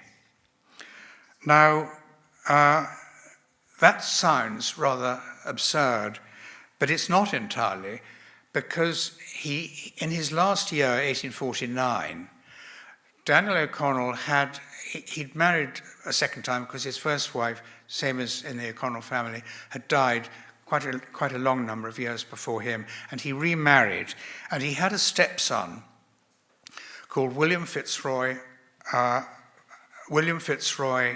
Knight. Sick. I mean, odd that he should be called that. But she'd been a Mrs. Knight, this young man's mother, and he was quite an accomplished artist. And Maurice Brick found out that some of his paintings were being auctioned in the last few years, and they were also engraved, but the engraved engravings were only made in 1849, the year of Maurice's death. And I found out that the Victoria and Albert Museum in London held 2 copies of the engravings, and I wanted to go and see those to see if there was any more information available. And there was, because they had 2 copies of the 6 engravings. But with the engravings was a sheet of paper with a printed sheet of paper with a sort of note written by Maurice promoting Valentia Harbour as a good place for a transatlantic port. And the real point of this was that 1849, the last year of the famine, the country was in a desperate state. And Maurice and a lot of others, and in fact, a whole crowd of the sort of Kerry celebrities had written to the government in London, begging them to investigate the possibility of the Western port. And that request, that appeal, would have had something to do with the fact that Lord John Russell, the Prime Minister, who hadn't made a great job of relief in the famine, opened an inquiry, a commission was set up, and it did act pretty quickly. It was set up in 1850, the year after these engravings were presented. And it actually reported the following year, but needless to say, the usual thing with this British commissions, all the members of the commission were English, not one Irish member. And you can guess what their recommendation was: no Western port for Ireland.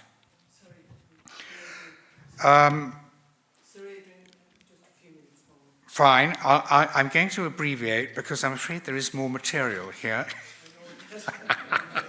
So what we're going to do is we're going to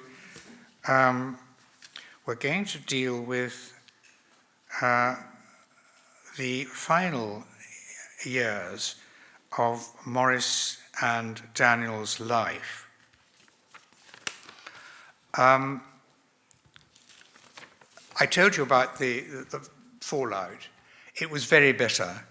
The 1835, the final election that Maurice fought, he lost, and all sorts of, on Maurice's side, all sorts of allegations were made about bullying the electors, and you can imagine, and I'm afraid accusations were made against the priesthood.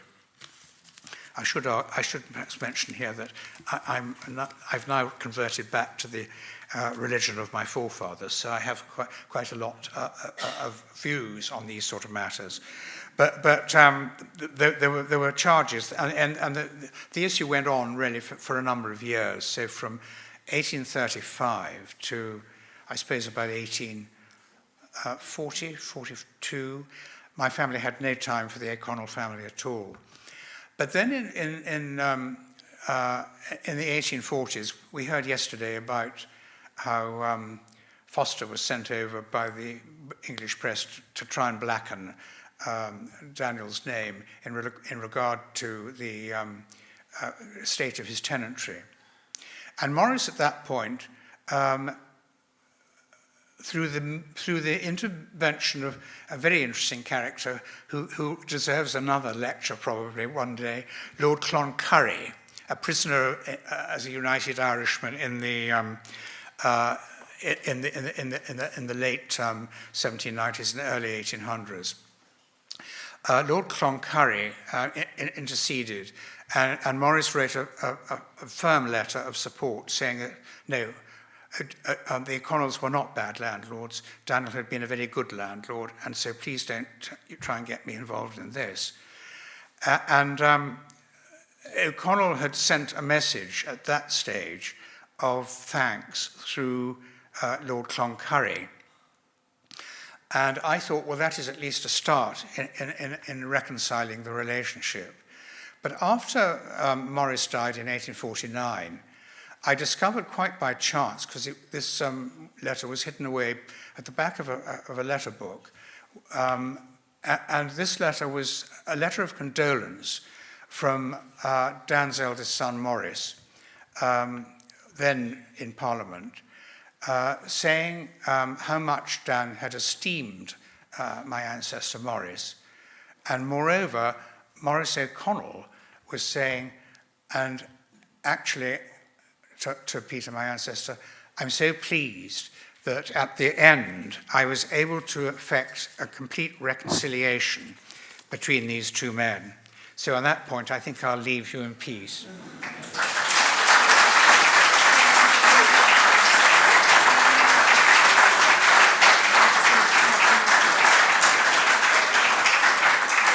Thank you very much indeed. I know we could spend a lot longer listening to the full speech that Sir Adrian had. So we've had three wonderful speakers all morning. We learned lots about the OPW work from Rosemary and from Brian, so thank you both.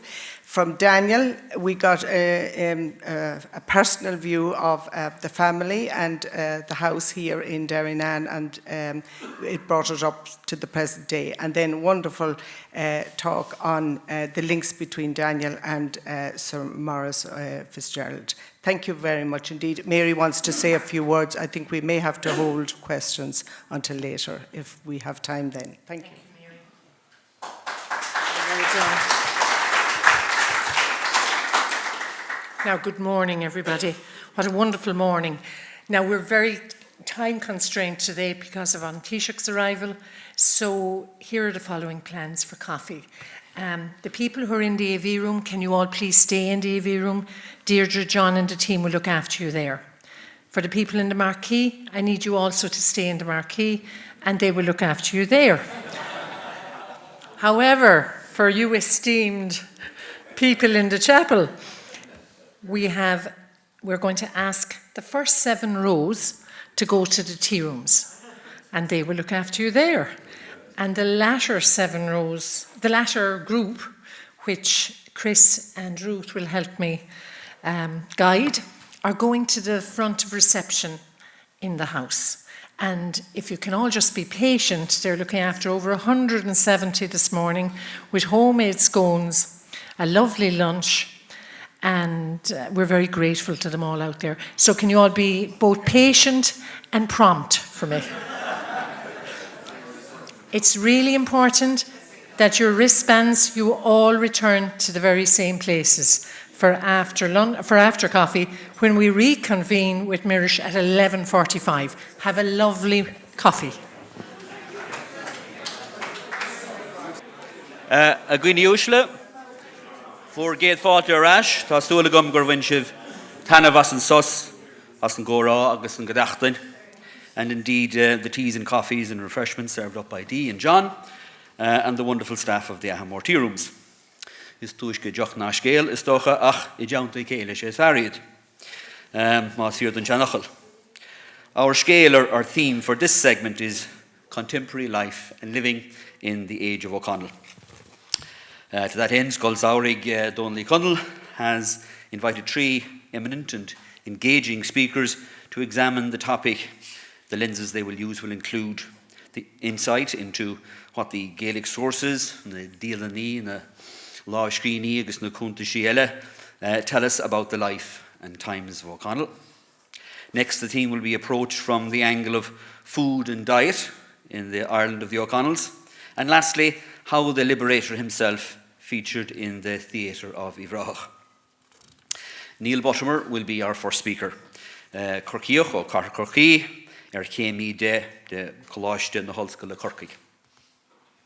Bhain sé dúireacht amach sa léon Celtach in HOllscoil Harvard in 1883, and he has lectured in the Irish language and literature at University College Cork for over 40 years, prior to his retirement in 2021.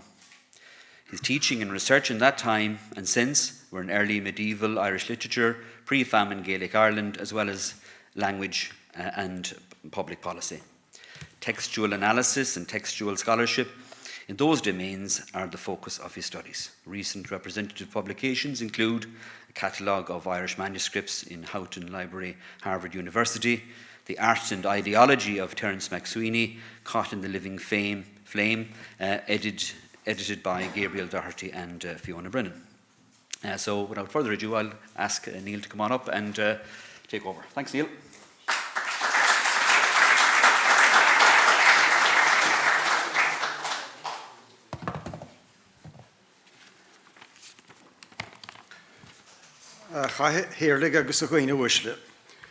My thanks to Professor Maurice Brick, Shanna Chara le Lached Blian, for the opportunity to make this presentation. I'm obliged to school colleagues Mary O'Connor and Ruth Barrington for their welcome. Maurice asked me to speak earlier at the 2017 event. I looked through the Liberator's Library in Derrynane House here on that occasion.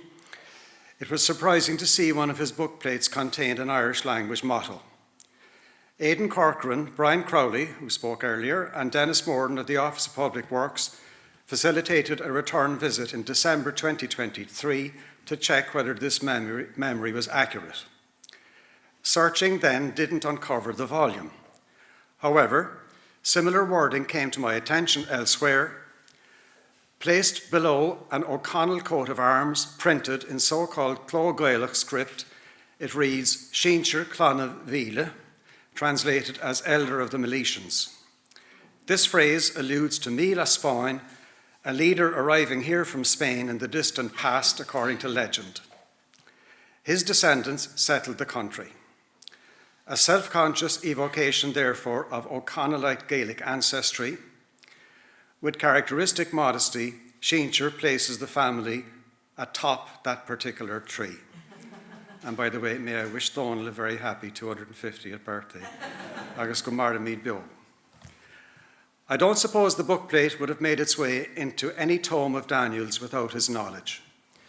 Its caption runs counter to well-reported disregard for Irish on his part, a perceived lack of concern at the language's survival as vernacular. Short though it be, the motto points to an incontrovertible fact regarding the Kerry man. However much is known about him, a considerable amount remains undiscovered or unexplored, whether detailed investigation of his book collection, court cases, parliamentary or other speeches, although Donal's correspondence is well covered, and I'm struck by the depth of knowledge in the talks that I heard on the past day or two. I mention these gaps in connection with Irish for one specific reason. The language's associations or cadences may not have deserted him.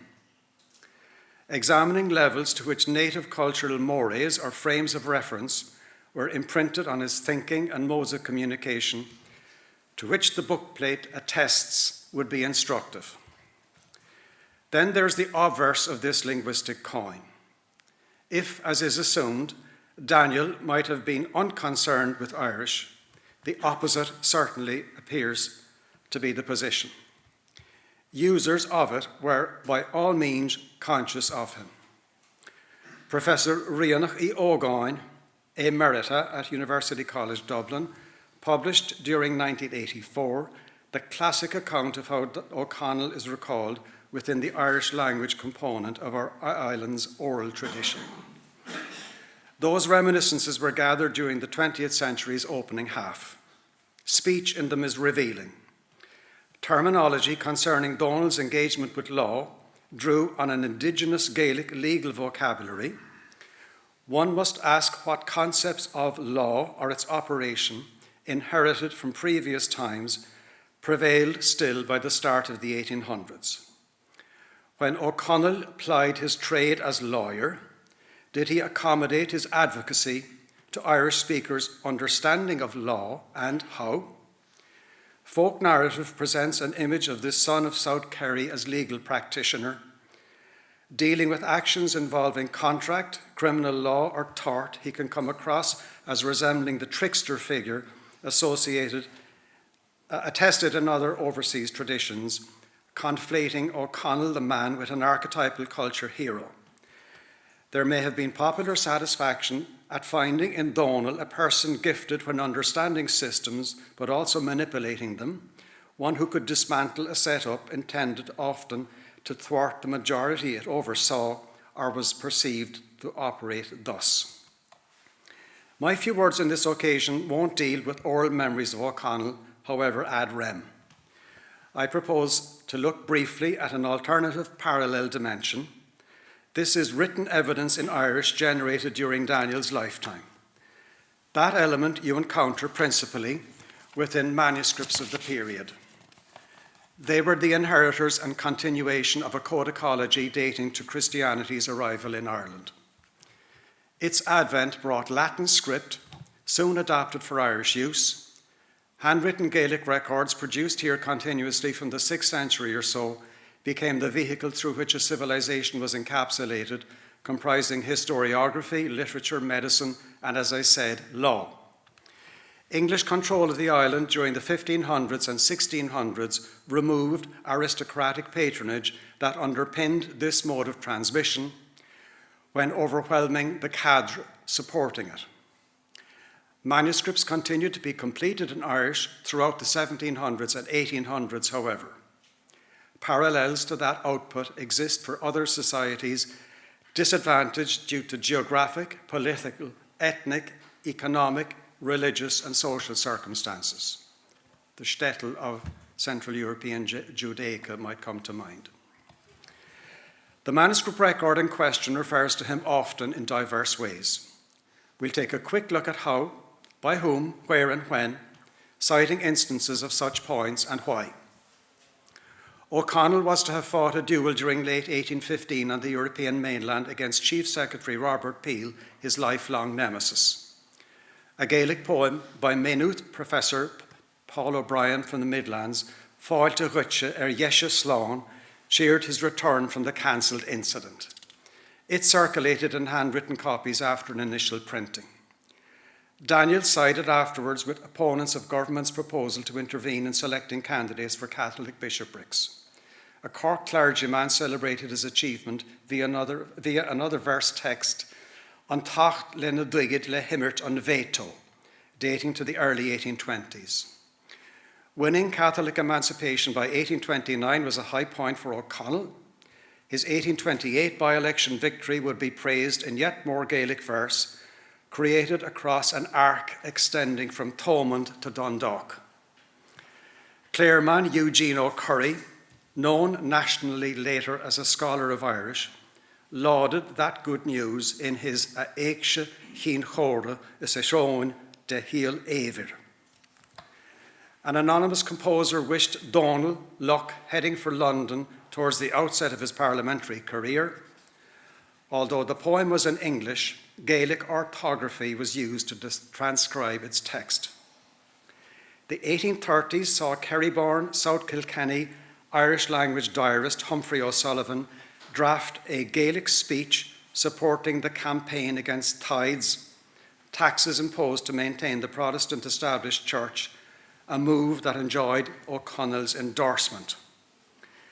Daniel attended to objectives like expanding the franchise within Britain itself as much as Ireland.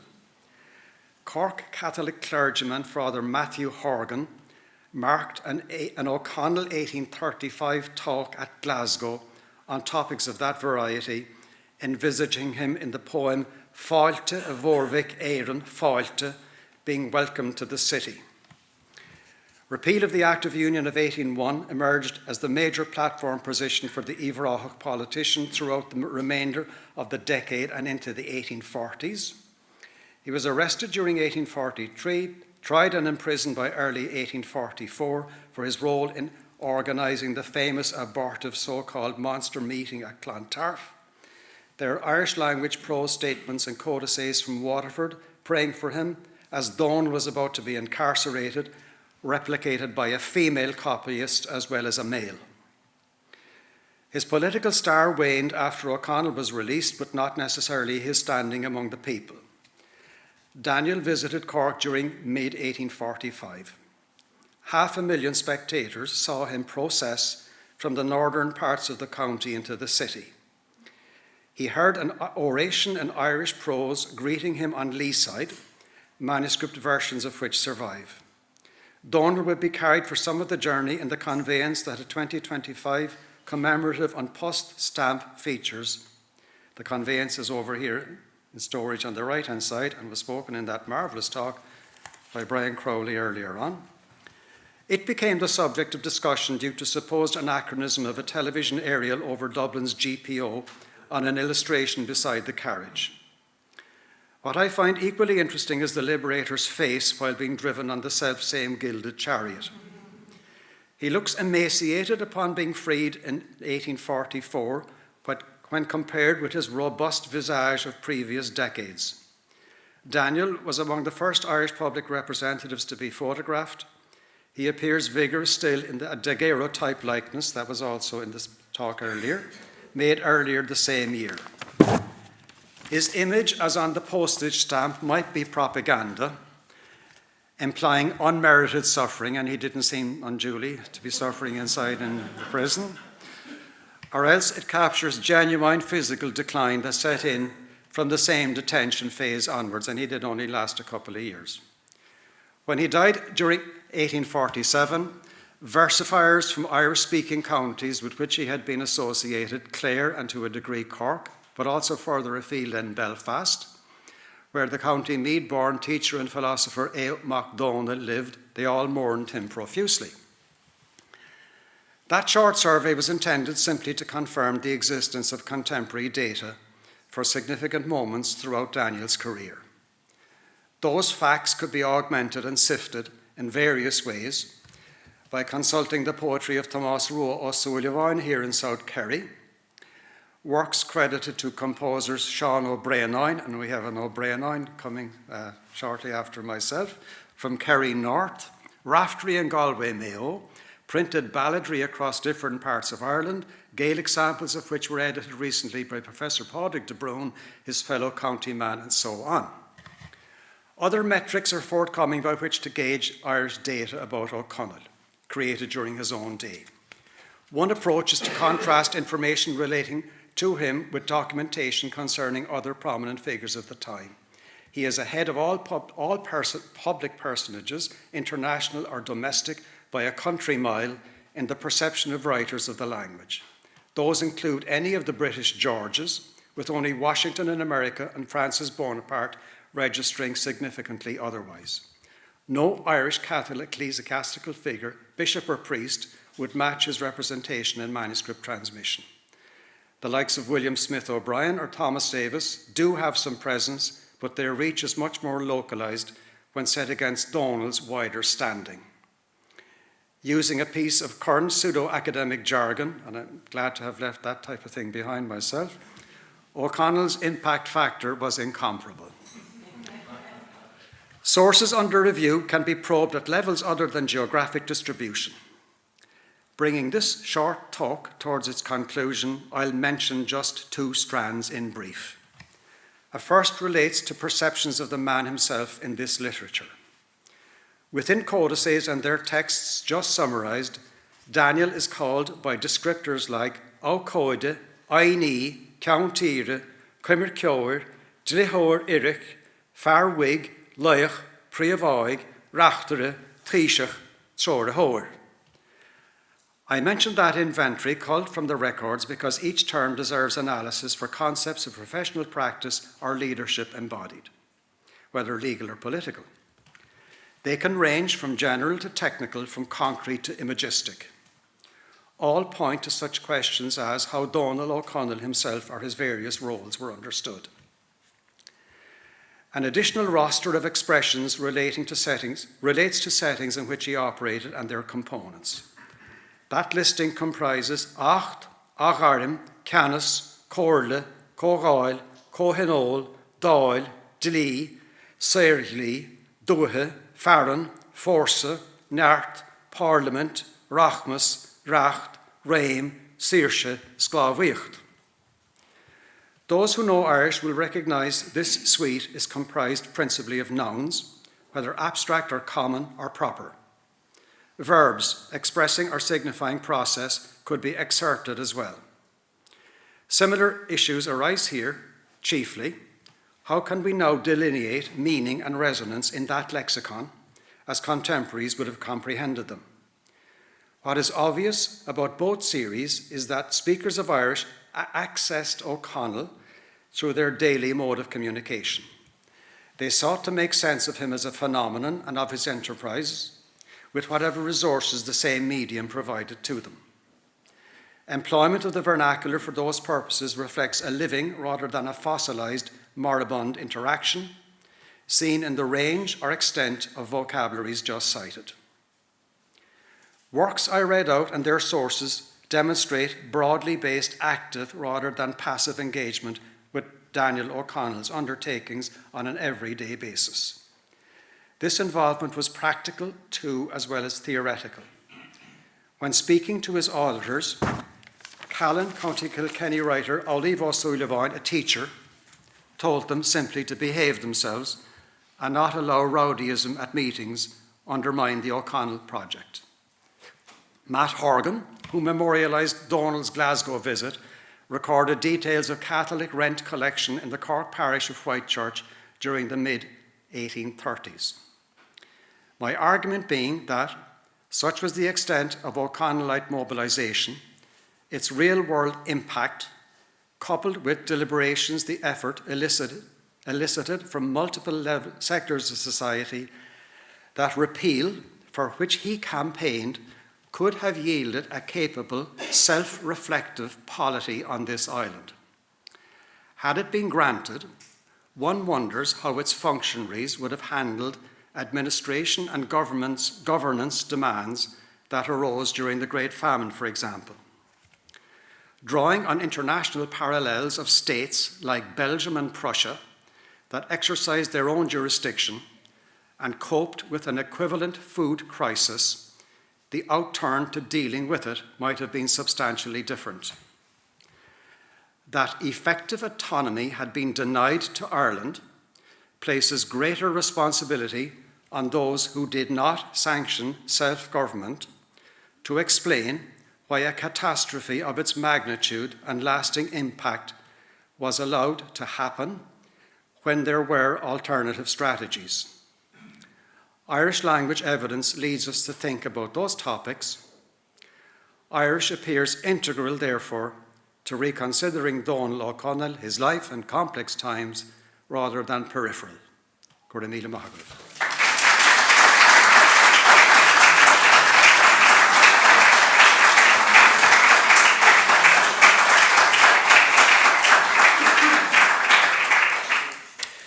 Thank you, Neil, for that wonderful overview on what the Gaelic sources tell us about the use of Irish, O'Connell's respect for it, the relevance of Irish in O'Connell's time, and the importance of weekends like this to air what the sources tell us in Irish about those times. And we were reminded as well, and I know that Neil has talked about this before, how what a loss to our education system, the sidelining of Starna le Tíochta in the Leaving Cert has been as well. So we're grateful to summer schools like this to air and to bring to our consciousness the Gaelic language. So thank you for that, Neil. Our second speaker today will be Dr. Martin McConamara. Fear Ildánach is an fear seo ó clán Ildánach cynóig sibh ahar líam Machonumra an crealtóir an léachtóir agus an scríbhnóir agus ballachóir belítis agus árán. Martin himself is an award-winning chef, culinary historian, a lecturer, a PhD supervisor, a broadcaster and a ballad singer.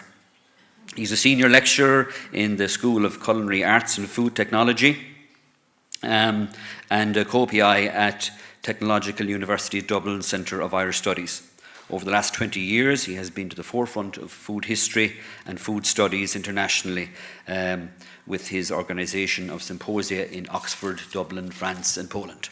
In 2018, Martin presented an 8-part television series for TG Carr entitled Blasta, celebrating Ireland's food heritage, in conjunction with the Irish Folklore Commission.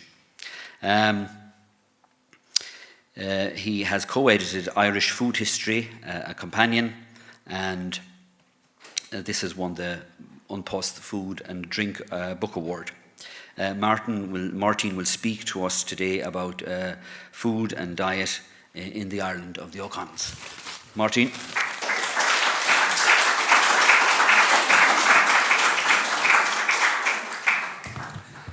Míle mágad agus go míle mágad chuig muiris eile chuig a thug chuireachom Lawerton seo in Uvrachach.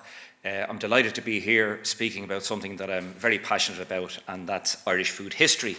And that image on screen is the cover of the book that was mentioned in the wonderful introduction. We were thinking this book covers the range from the Ice Age We go back over 35,000 years. I thought people were here around 10,000 years ago, but then you deal with the archaeologists and you find out that there's evidence from a brown bear's patella and that from a deer bone and all that sort of stuff going all the way back 35,000 years ago, all the way up, and we finish with Myrtle Allen in Ballymaloe House, you know what I mean? So to try and get an image that would encapsulate that sort of vastness, we came across this one from the 1950s, and I love this image.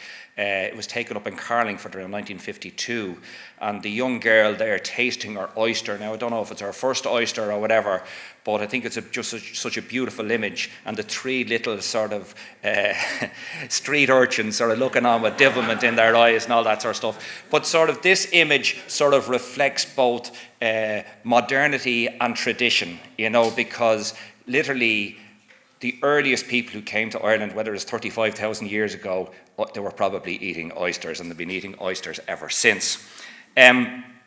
This book, it's 800 pages. It has 28 chapters, and it's co-edited with Dr. Dorothy Cashman. But one of the chapters actually stems from this very summer school, because quite a number of years ago, or I can't remember exactly how many years ago, but Grace Neville gave a wonderful talk about food in the correspondence of Daniel O'Connell.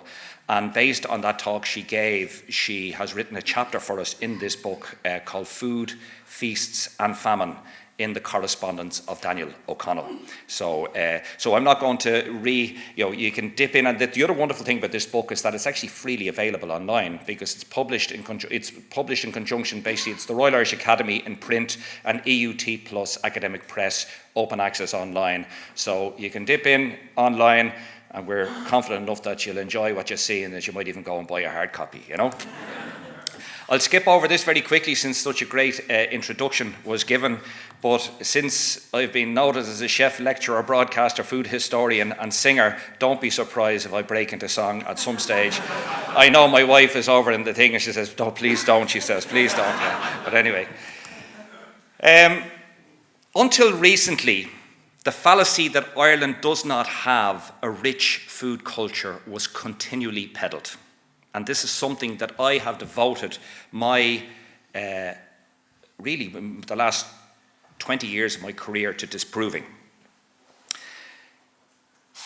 The controversial Irish Times columnist Kevin Myers in the 1990s described Irish cuisine as an oxymoron.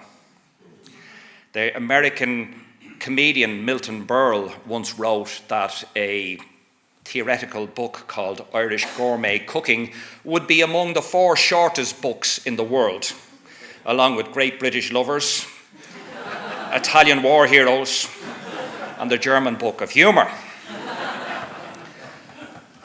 But really, it's this idea about post-colonial shame and really, that and linking, this linking with the famine that has made a lot of people, assume that Ireland doesn't really have a strong food tradition, and that lets sort of those cheap jokes of a 7-course Irish meal being a potato and a 6-pack of Guinness sort of, keep going, Now, the American historian Hazia Diner, she wrote in 2002, 2003, she wrote that unlike other peoples, Irish writers of memoirs, poems, stories, political tracts and songs rarely included the details of food in describing daily life.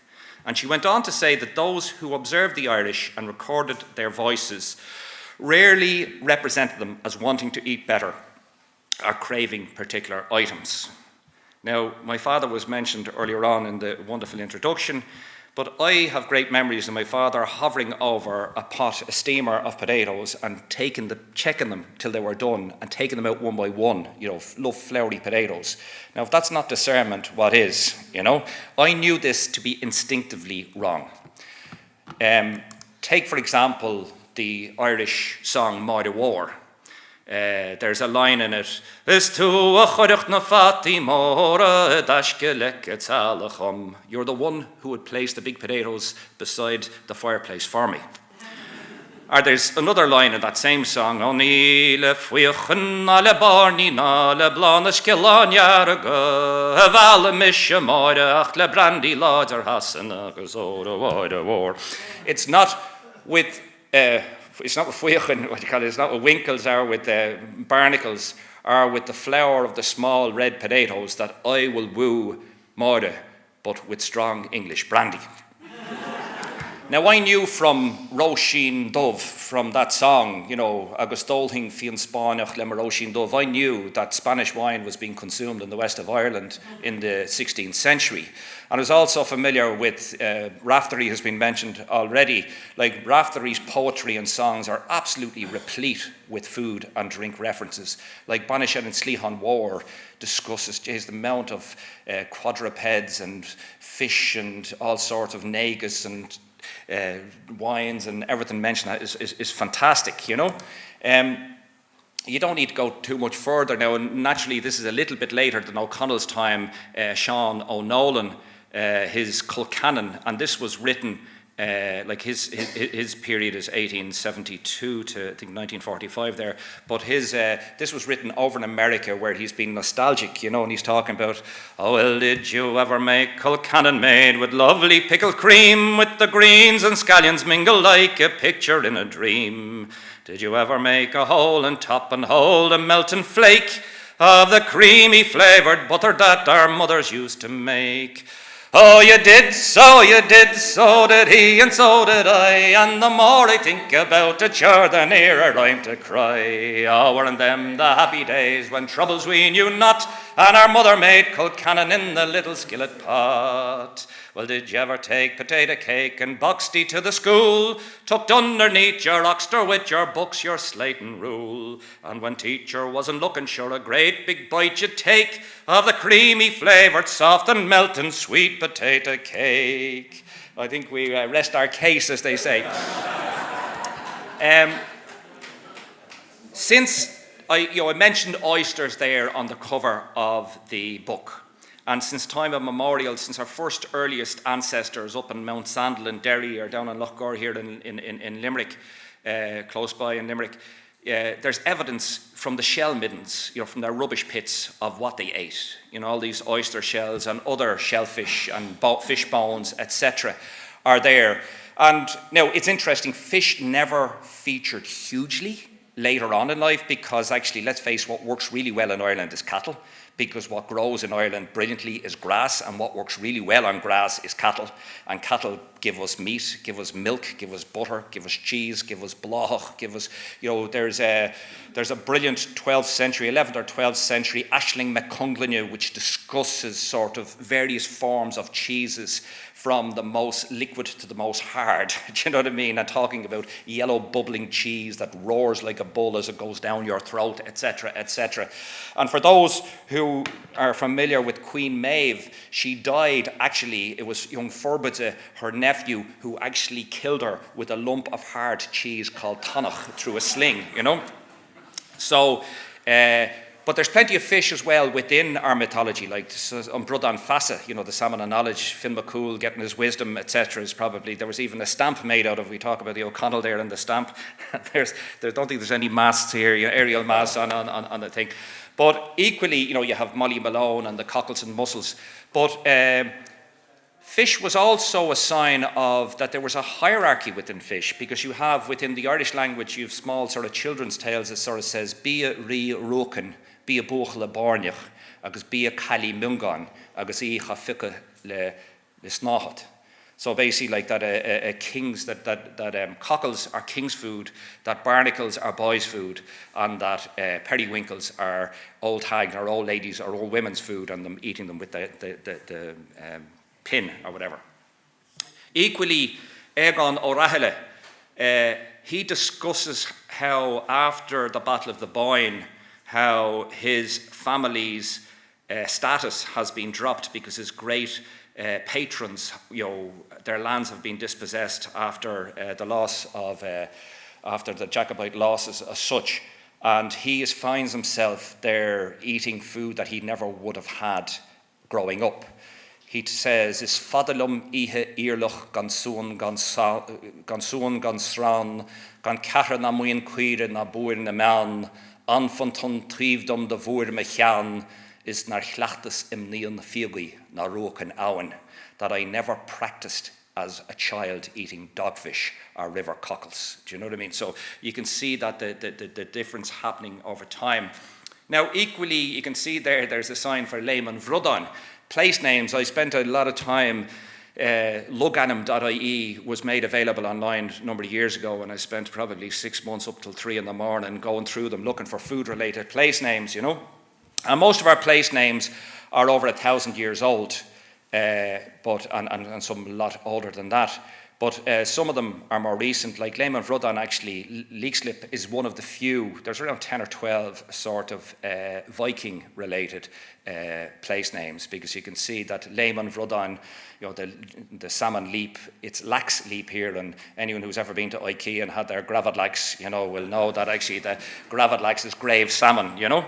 But the two salmon are two fish-based place names that I prefer is Loch Brach na Gan Mór up in Donegal, the lake of the big-headed trout, and Cús Rín on Aon Valley down here in Kerry, which is the cove of the point of the solitary wrasse. So you think about this poor solitary wrasse, you know what I mean, swimming around on its own. But I often, if we're given talks, I often ask the audience to think, can they name any food-related place names? Now, I know Claire Connolly mentioned yesterday that she was from Clonmel, which is Clonmala. Or at least she mentioned Clonmel. I hope I got her right saying that she's from Clonmel, whatever. But Clonmala would be the meadow of honey. And again, the monster meeting that was mentioned for Daniel O'Connell that he was sent to jail for as such was in Clontarf, which is the meadow of the bull. Now, there's Glan na Gaoirich and there's many more, but I gave a talk one time, and there was this fella and his hand was up and he was getting all excited. And you know what he said? He mentioned the Sligo town of Tubbercurry.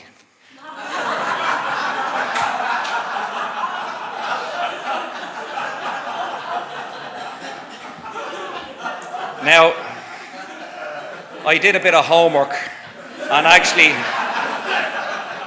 there is an Indian restaurant in Tubbercurry, but I don't think it was from the New Jewel in the Crown that it got its name. But when I did a bit more homework, actually I found out that this fella was right. Because actually Tubbercurry is a transliteration of Tubber on Churre, which holds on to the sound but loses the meaning.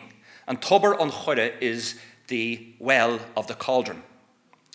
And now there's other curries around, you know, there's a place here, Uncurre, and there's a number of different curries. Quite often those curries come from either a weir or else a turn in the river or whatever. And they're found in Leitrim, I think Sligo, Roscommon, Longford, a number of different places like that. But there's Monaster na Curran down in Middleton, which the Irish for Middleton, the great Middleton whiskey is Monaster na Curran, which is the monastery of the Weir, which links us alcoholically nicely to Tra and Iona, our wine strand here on the Dingle Peninsula. And actually what that reminds us of is the fact that actually where you were, what's the word we're looking for, smuggling wine in, isn't there nothing like West Kerry beaches to smuggle them in onto? And I think we know a fella not too far away from here who made a few bob at that, you know what I mean? So we don't need to go too much further on that. Food history and our knowledge of food history is changing all the time and very, very quickly. For example, only just over a year ago, archaeologists from UCD found evidence of a fig in a dig up in Donabate, North County Dublin, which showed links with Roman Britain. So from our oysters, our Roman figs, our bacon and cabbage, all the way through to fish and chips and jumbo breakfast rolls, you know what I mean? Irish food is something that's continually changing. Like going around the ring of Kerry here, how often will you see a sign for fish and chips, fish and chips, fish and chips, right? Yet, in 1950, there was MacAlpine's Fusiliers was written, and there's a prologue to MacAlpine's Fusiliers, and there's a line in it saying, I come from County Kerry, the land of eggs and bacon, and if you think I'll eat your fish and chips, you're very much mistaken. So clearly there was no fish and chips sold here 70 years ago, all right, and yet what we considered nearly to be traditional food here was not here, etc. Not only do we have a national cuisine, we actually have regional cuisines. Like think about Dublin has its cottle. You have up, the Blah in County Waterford has now European status. You've got the Boxty up around the northwest counties of Sligo, Leitrim, Longford. The caviar at North Longford, Pádraig O'Gallagher wrote a thesis on the history of Boxty. You think about Drisheen and Cork, and actually Boxty is known as Stampy down here in Kerry.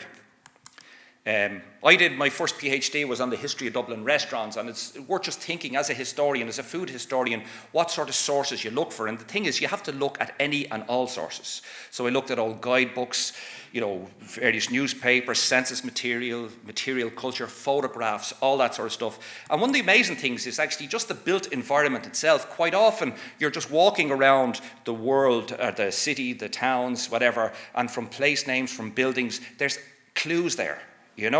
Like the old Dolphin Hotel and Restaurant in Temple Bar is now a courthouse, and the only evidence is, you see here some relief on the walls, are the golden sort of dolphin in front of the door. Finn's Hotel, that sort of ghost sign up near Trinity College there, down near Lincoln Place, is probably the only evidence of what was there. That was Finn's Hotel, where Nora Barnacle was when she went out with James Joyce originally. Morrison's Chamber there on Dawson Street is the only evidence of what was a really famous 18th century Morrison's Hotel. And you've got the Hammam building there on O'Connell Street, which is the only link to show that there were a number of Turkish baths on O'Connell Street before the 1916 Rising. Who would have thought we're getting back into saunas and all that sort of stuff now? I know we have stone bathhouses, traditions going back to the Celts and all that sort of stuff. And this up also on O'Connell Street in Dublin, you've got the Confectioner's Hall, this sort of ghost sign up on top of Foot Locker, which links directly back to a number of different confectioners who operated out of that building, including Lemon's Sweets, before they moved out to Drumcondra. Again, there was 2 guidebooks in 1821 during the time of O'Connell, and over 40 different hotels in Dublin are mentioned, many of them which would have had dining rooms. Morrison's Hotel is mentioned in both of those, but the only one there today that is still standing is the Gresham Hotel. Thomas Gresham is mentioned there. There are signs here as well, through photographs and through prints and stuff of various inns and clubs. And we all know that Daniel O'Connell was a member of the Reform Club, and that the chef of the Reform Club, Alexis Soye, came and had the famous soup kitchen there outside where the Croppy Acre is now, outside what is Collins's Barracks on the Quays in Dublin. What's interesting about those inns and the taverns is that they quite often had signs outside of them to show, and quite often those signs were pictorial because we were dealing with an illiterate public. So up where I am in Drumcondra, you've got the Cat and Cage, and there's this great sort of picture of a cat trying to get out a bird in the cage. So you don't have to be able to read or write to understand, I'll meet you under the sign of the Cat and Cage, etc. But getting to there are a number of chapters within Irish food history, a companion, which discuss the period of O'Connell. Naturally, Grace Neville's wonderful chapter there, chapter 14, Food, Feast and Famine, in the correspondence of Daniel O'Connell, where she mines, I think it's 8 different volumes of O'Connell's writings or whatever it could be, and comes up with wonderful, revealing sources of the man. But equally, Toby Barnard has a fantastic sort of overview of food in 18th century Ireland, where he discusses the food of not just the rich and the poor, as you often get, particularly from sort of foreign visitors who come here, but also of the middling classes and of all different types of the upper middling classes, the middling classes and the lower middling classes, and the variety of food that go there. And equally from Tara McConnell's chapter about Jonathan Swift, it shows that with both Jonathan Swift and Daniel O'Connell's, that in their personal correspondences there's lots of talk about food, which sort of belies what the American historian was mentioning earlier on. I want to focus on 3 particular sources before I finish, and one of them is a pictorial source, and this is Hugh Douglas Hamilton's Cries of Dublin. Now, these were painted, or drawn should I say, in 1760.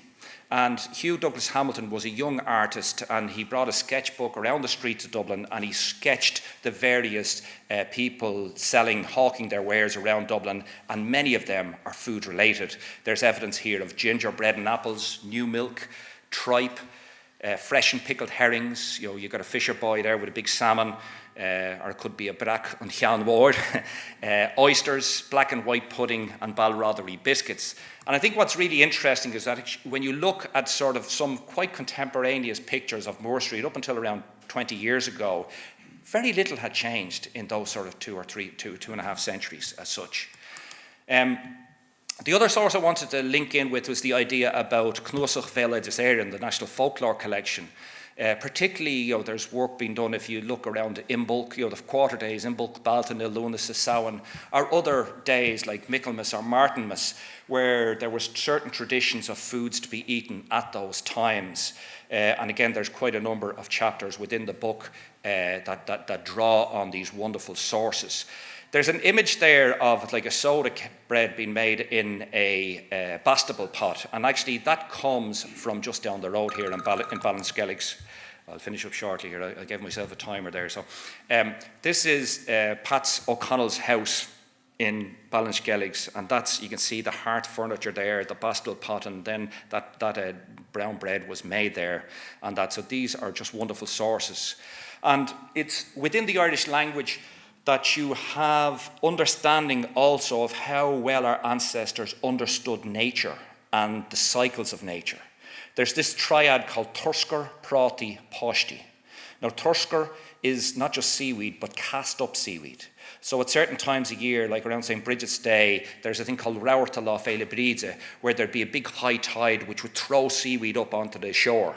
Or you've got Scadavine na Guach, or an Scadavine, I think it's called down here in Kerry. With that rough weather that happens around April or so, where you have big storms, and again, they would throw seaweed up onto the land, and the general public would go down and would harness the seaweed, bring it up to their potato patches, and where you had plenty of seaweed, you had plenty of potatoes. Where you had plenty of potatoes, you had plenty of children. And there's a direct correlation from 1590, when the potato was introduced here. We had 1.1 million people. To the eve of the famine, 1841, I think we had 8.5 million people, and really the potato is the one huge reason for that to happen. The quick sample taken here from the Bailachan na Scoil from Cahersiveen shows that actually potatoes, fish, oatmeal porridge, yellow meal porridge, etc. is what was eaten. And the final source I want to just bring to your attention, but it was mentioned earlier on already, is that wonderful diary, Cínle Auli O'Sullivan, which shows that middle-class Catholic teacher and draper from Callan, County Kilkenny was eating very well and heartily. So, Goramila Mahagi Arfad.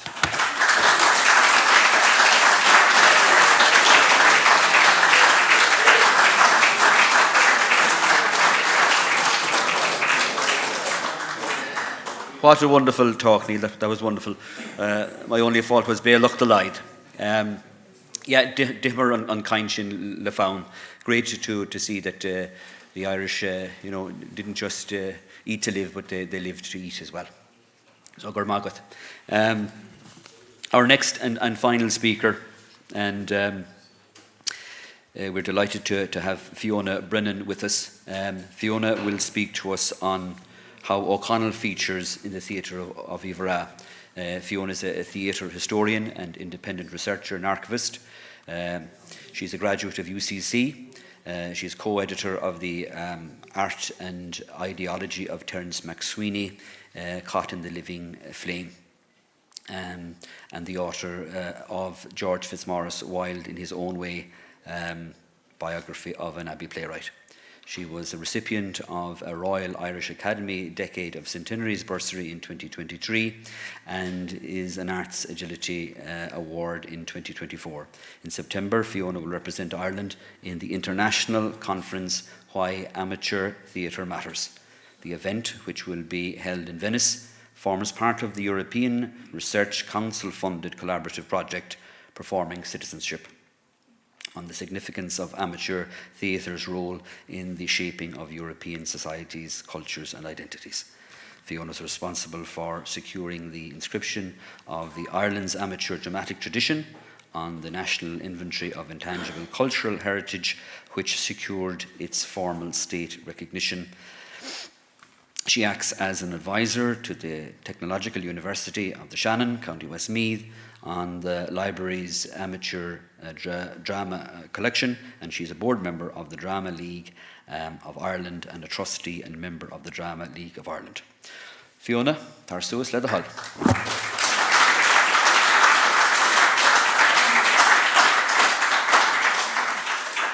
Mahagas Murish, and I can promise you I'm not going to sing today. You wouldn't like it. Okay, so friends, ladies and gentlemen, can I first thank Murish, Mary, Ruth and all the team. I've always had such a warm welcome and I appreciate their support of my work. And I thank James as well.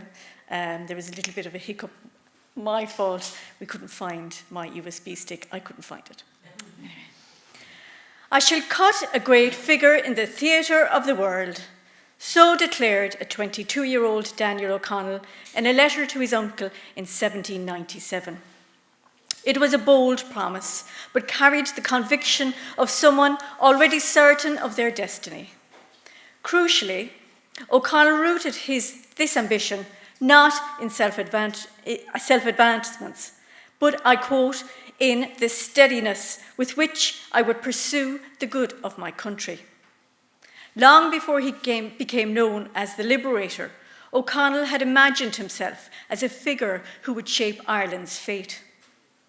Eventually, what made that vision real was not destiny alone, but O'Connell's development of performance. He became a master of persuasion. His oratory not merely a gift, but a craft deliberately honed and refined. He understood that politics was not won in parliaments alone, but on a platform whereby he could meet his people. So performance became his bold strategy. His genius lay not simply in what he said, but in how he said it. When O'Connell spoke, he performed. At public gatherings and campaigning for election, at monster meetings for Catholic emancipation and the repeal of the Union. He turned politics into spectacle. Every gesture, every pause, every surge of emotion was calculated to provoke, to inspire, and to draw tens of thousands into a shared sense of purpose. In doing so, O'Connell created an unshakable belief that ordinary men and women of Ireland could become the driving force of change. It is this remarkable ability, his deliberately crafting of performance, that will be a focus of mine today. And also how his life and political triumphs have been represented or underrepresented on the Irish stage in the 19th and 20th centuries. Apart from enjoying music, dancing, fencing and drawing, the studious 16-year-old O'Connell was already interested in the subjects of law, philosophy and rhetoric. He relished the chance to take part in theatricals performed at the English College at St. Omer. He recorded in his journal in 1791 how an entire play was performed that August. He continued his enthusiasm years later by participating in private theatricals, performed as a popular pastime in the gentry's homes. And these plays, sometimes operas, were performed and were rehearsed over weeks. In fact, he enjoyed private theatricals here as well in Derrynane, and it was referred to this morning, Catherine O'Connell's diaries of visits to Derrynane, and she recalls a very ambitious production of Oliver Goldsmith's Who Stoops to Conquer. So in the Tralee house, he recalled one particular performance in a Tralee household, where his amusement centred on his friend Hickson's mishap. Struck by stage fright, poor Hickson stumbled over his line, his only line, which was meant to be, "Put the horses in the coach," and instead blurted to great hilarity, "Put the horses into the coach." Later in London Live presented the O'Connell with marvellous opportunities to practice, improve and to learn to sharpen the basics of voice projection, emotional cadence, rhythm and gesture. For example, he observed Prime Minister William Pitt's impressive performances and was enamoured by his precise skills in debating. And he talks in his diaries about Pitt's majestic march of language and technique.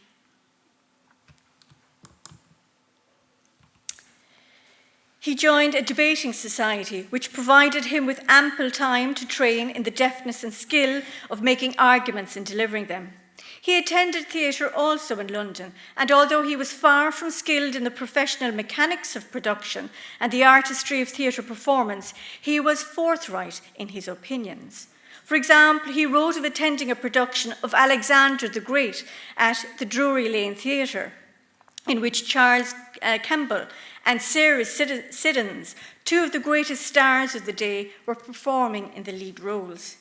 He was most unimpressed by Kemble's performance and scoffed at what he described the actors, how he puffed and blew and swelled his cheeks to puff and blow in a manner that was truly pantomimic and highly ridiculous.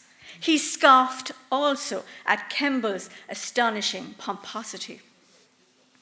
As a barrister and politician, O'Connell illuminated the power and performative nature of political leadership. These public meetings and monster meetings might very well have been understood as spontaneous and improvised performances.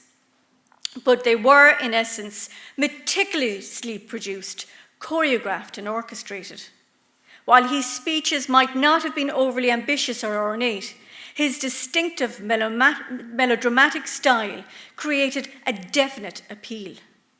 Among the hundreds of thousands of people that saw him, they were attracted by the persuasive power of performance, his dramatic flair and skillful use of language, his ability to connect with the audience, to sway opinion.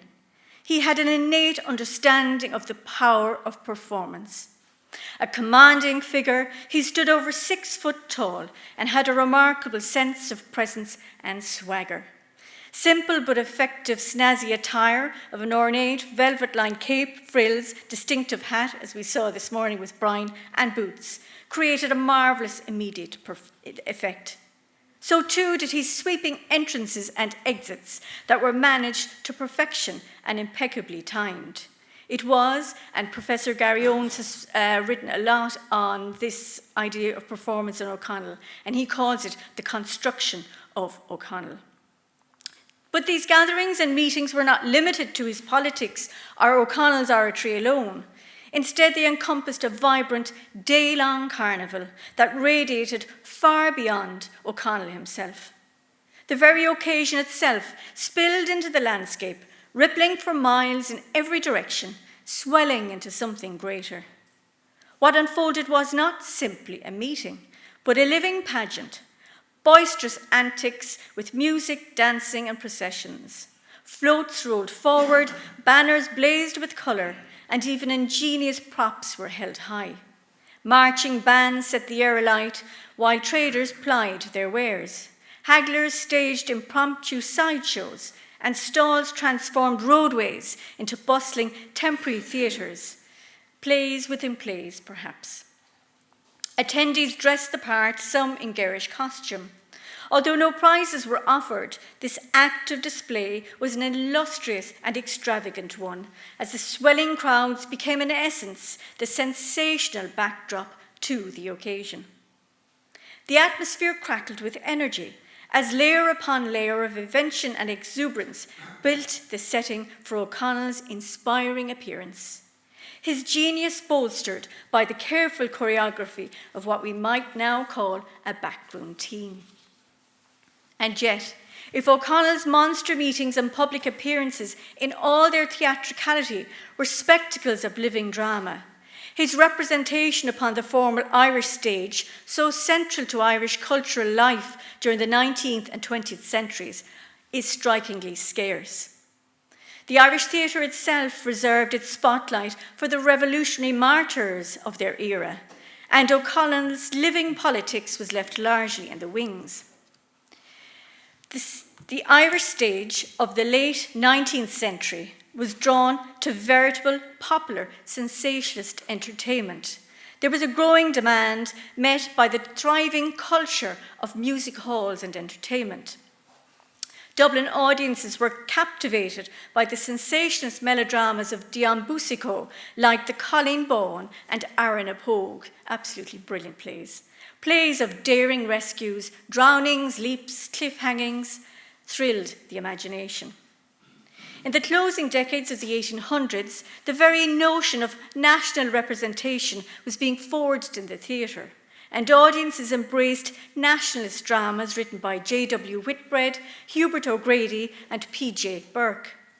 Their plays extolled the heroism of people like Robert Emmet, Wolfe Tone, and the Fenian cause, and were crafted to stir nationalist fervour. O'Connell, his life and dramatic achievements, however, found very little dramatic space. While his non-violent values may have been the reason for this, historical fact did not always concern the writers of nationalist drama and the popular stage. In fact, audiences might very well have been won over by themes of spectacle and colour and the clamour of the overly exaggerated demonstrations, for example, of O'Connell's monster meeting atop the hill of Tara.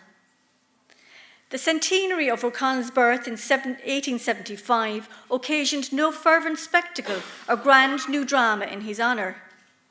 Dublin's Queen's Theatre marked the occasion not with a full drama, but with the O'Connell tableau. This was a sequence of 5 tableaux, silent, static scenes in which actors stood posed in costume with props and scenery. Each scene evoked a moment in O'Connell's life. For example, his refusal to take the parliamentary oath in the House of Commons, and finally, the climactic image of O'Connell seated regally in his chair, crowned by fame itself.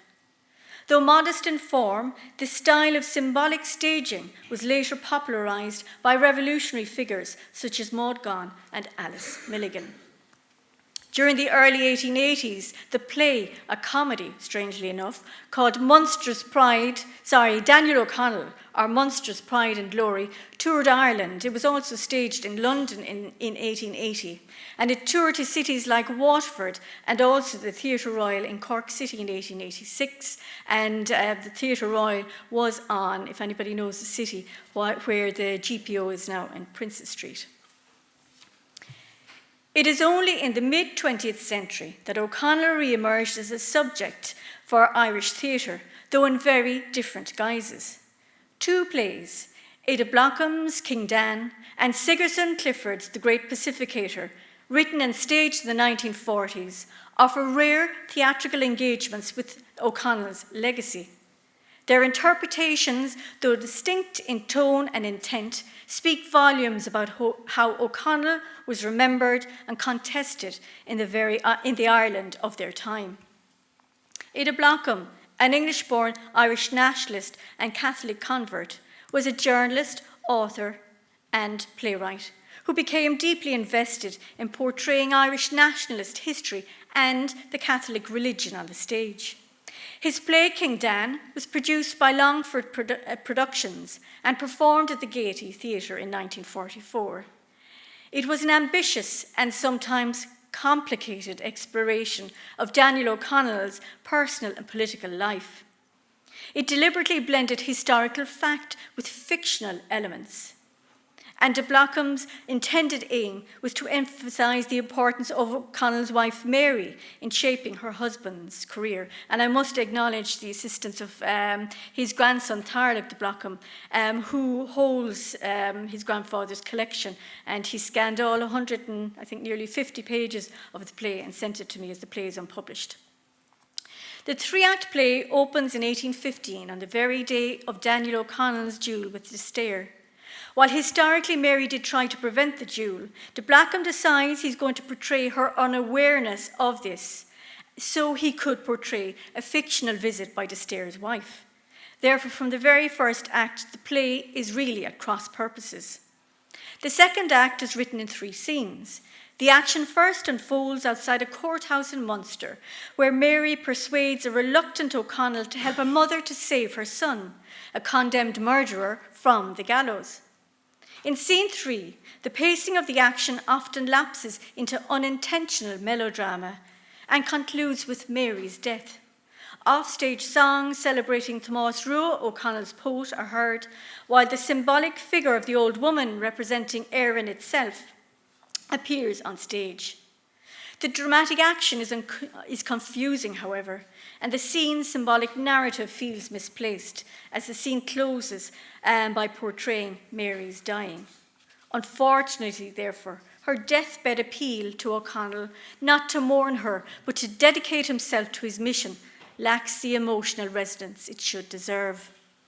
In Act 3, the drama slips into awkward melodrama, which is intensified by persistent interjections of the old woman figure, and she's deliberately speaking Irish. The stage directions, or lack thereof, evoke a very unclear and chaotic scene with the noise of marching bands flooding the stage. Haunted still by D'Astair's death, O'Connell calls on Mary's spirit while he is being mocked by voices outside and struck by a glass thrown through the window. He is alone on stage at the play's close with his servant Delia, and he reveals his exhaustion and alienation.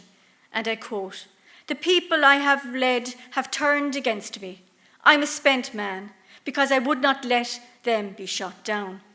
The play ends on a deeply symbolic, patriotic note with Mary's spirit singing The Minstrel Boy. Critics were largely unsympathetic towards King Dan. Its 3-hour length certainly didn't help. Overall, because the play's action alternated between allegorical and realistic themes, the narrative lacked cohesion and clarity. One of its overriding criticisms was the resultant failure of the writer to develop a compelling dialogue befitting O'Connell's stature. During one performance in 1944, a prop was heard falling on the floor backstage, and an audience member very quickly was distinctly heard to say, "That must be the statue of O'Connell jumping into the Liffey." That captured the reactions to the play in a nutshell. Naturally, de Blockham was hurt and outraged by the less than enthusiastic reviews, but he was especially hurt by the timing of the reviews and their publication so early in the run, which certainly affected audiences. In contrast, Sigerson Clifford's The Great Pacificator, first performed in Belfast in 1946 and at the Abbey Theatre a year later on the centenary of O'Connell's death, enjoyed a warmer reception. Born in Cork City in 1913 and raised in Carsiveen, the very heartland of O'Connell's legacy, of course, Clifford's play is set within a more manageable time frame during the famine years of 1845 to 1847, and traces O'Connell's final years. Its action unfolds over 6 scenes set in Derrynane, Dublin and Genoa. The central dramatic tension pits O'Connell's unwavering commitment to non-violence against the militancy of the Young Ireland movement. This ideological clash is first introduced in an exchange between Murrish, one of O'Connell's tenants, and his grandson Dermot, who has joined the Young Irelanders. In revulsion at Dermot's betrayal, Murrish praises O'Connell's role as a steadying force, and I quote, "The councillor's a good man, and when you're old as I am, you'll have learned to value a good man properly. He kindled the red blaze of courage to warm strength into our hearts. He gave us back what we thought we had lost forever." Dermot responds passionately and militantly, and I quote, "My Ireland is Mitchell's Ireland, not the Ireland of O'Connell. The country Young Ireland wants will not have the corn it grows shipped to England while it half starves on potatoes itself. What else have we but the gun?" Scene 6 is an extremely interesting one. It's experimental and portrays emotionally powerful action. Set in Genoa, where O'Connell died en route to Rome, O'Connell's delirium is deftly characterised by utilising supernatural motifs in a cinematic flashback mode. O'Connell is tormented by terrible visions, despairing at his many failures, which are personified by figures such as the Cailleach or the Hag, as well as by haunting chorus-like voices. The scene is a vivid theatrical meditation on legacy and failure, ending with this stark and chilling prophecy, and I quote, "The Irish people believe in you, and when you're dead, they'll put up a big statue to you in Dublin, I have no doubt. But when the Irish people come to their senses, they'll build one to Mitchell, 20,000 feet higher. Clifford's message to the Irish people, indeed, at the time. The play closes with an ailing politician finding solace as he imagines hearing the comforting sounds of his beloved hunting dogs, the hounds of Derrynane. It is a tender, nostalgic image linking O'Connell's heroic but tragic figure with his beloved home. Critics loved the play, which starred Carsavene's own Brídne Lynchig, one of the greatest Irish actors of the 20th century theatre. They praised its emotional depth and Clifford's innovative decision regarding its symbolism. Carsavene's amateur Ivoronian players enjoyed huge attendances at their production also in 1947. And Robert Goldie, who directed the play, was singled out for his deft portrayal of the liberator, despite being so much lesser in stature than O'Connell.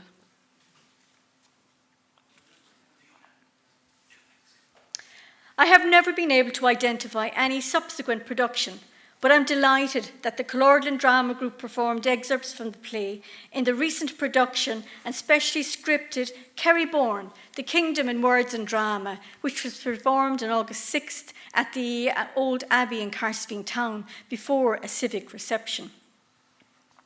As O'Connell faded more and more from the populist view, there was little in terms of theatre from that point onwards that might have resurrected his story, save for short docudramas aired by Radu Éireann. Also, an adaptation of The Great Pacificator by Radu Éireann in 1966 was included in a series of plays broadcast to mark the 50th anniversary of the Easter Rising. 4 years previously, in 1962, a fascinating Irish one-act play, Ono Turisks na Marlélig, won a National Oireachtas Award.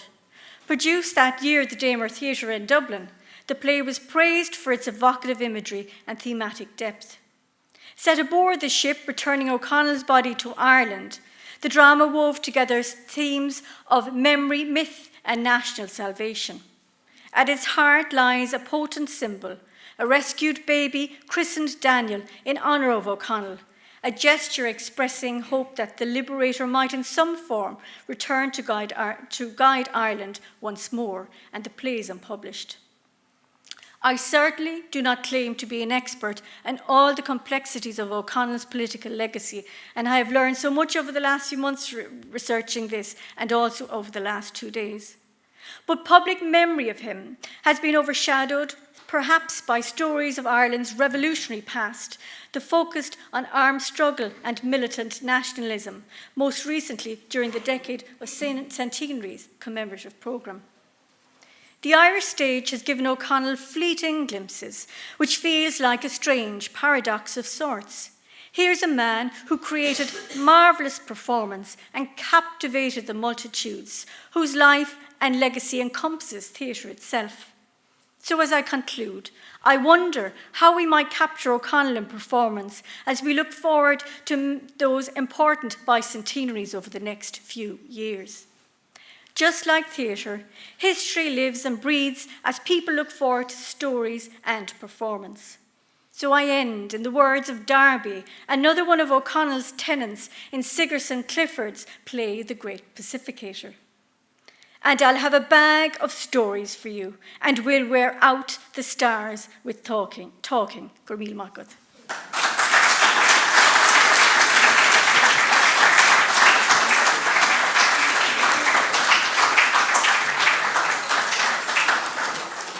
Thank you for that. That was wonderful, Fiona. What a morning of information and talk and entertainment we have had.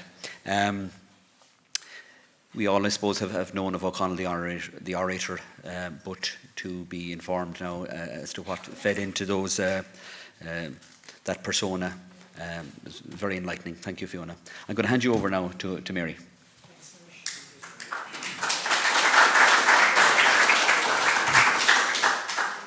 Thank you all once again. What a wonderful morning it's been. And of course, we're all very anxious and excited about our Taoiseach arriving here shortly. we're going to go and do exactly what we did for coffee. You all behaved wonderfully. And we ask you to do the same. If you see that, one area is really full, we ask you to please move on. But for everyone again, because I know there's been some arrival since, everyone in the AV room is to stay in the AV room. Everyone in the marquee is to stay in the marquee. And my dear people in front of me will divide into the first number of rows here will go into the tea rooms where you'll be looked after. And just the back few rows if you go into the reception area. It's really important, I really ask of you, because we will have time for tea and cake after the Taoiseach speaks to us. So I'd ask you all to be, if you could, back in your seats for 2 o'clock, if you could, please. And have a wonderful afternoon. We feel very, very privileged that he'll be in our presence shortly. Thank you.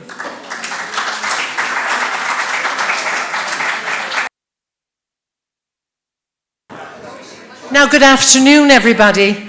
It gives me great pleasure as chairperson of the Derrynane O'Connell Summer School to ask you all to take your seats. There are some spare seats. I know some people arrived a little late, so we have seating now in the church for about 10 people if anybody is in the courtyard that would like to come in. So I ask you all to take your seats, as in just about 5 minutes on Taoiseach Micheál Martin is going to address us. So a hishi a hachti agus a chorlori a winteri channel agus chord in the scoile fáilte roibh go léir an seo chuig Derrynane agus go háirithe an ócáid seo líochtaí channel 2025 a bheith a thuairt ag Taoiseach na hÉireann Micheál Martin TD. By your presence here, Taoiseach, you not only do honour to Daniel O'Connell, but you also honour the work of the many volunteers who make a day like this possible, as indeed they did 2 weeks ago at the O'Connell 250 celebrations here in Derrynane, as well as in Carhersveen.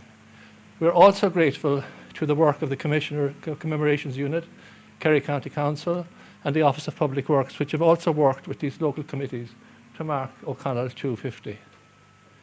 Having said all that, I was thinking only last night about how I would introduce you, because by definition, everybody knows the Taoiseach, or at least they think they do anyway. So I know, for example, that at the tender age of 29, you were elected as TD for Cork South Central, that you subsequently served as Lord Mayor of Cork, and that after 1997 you also served in a string of ministries which included enterprise and employment, education and science, health and children, foreign affairs, and of course in the office of Taoiseach. But then I said to myself, everybody knows that sort of thing, and anyway you'll get them all listed in a website, and it might be a very lazy way to be introducing the Taoiseach of our country, so I've decided not to go through the list of your jobs. So instead what I thought I might do instead is to maybe take a few things which mark out you out as a policymaker and your effect as a policymaker on a few small areas of our public life. Now the first is inevitably the smoking ban of 2024.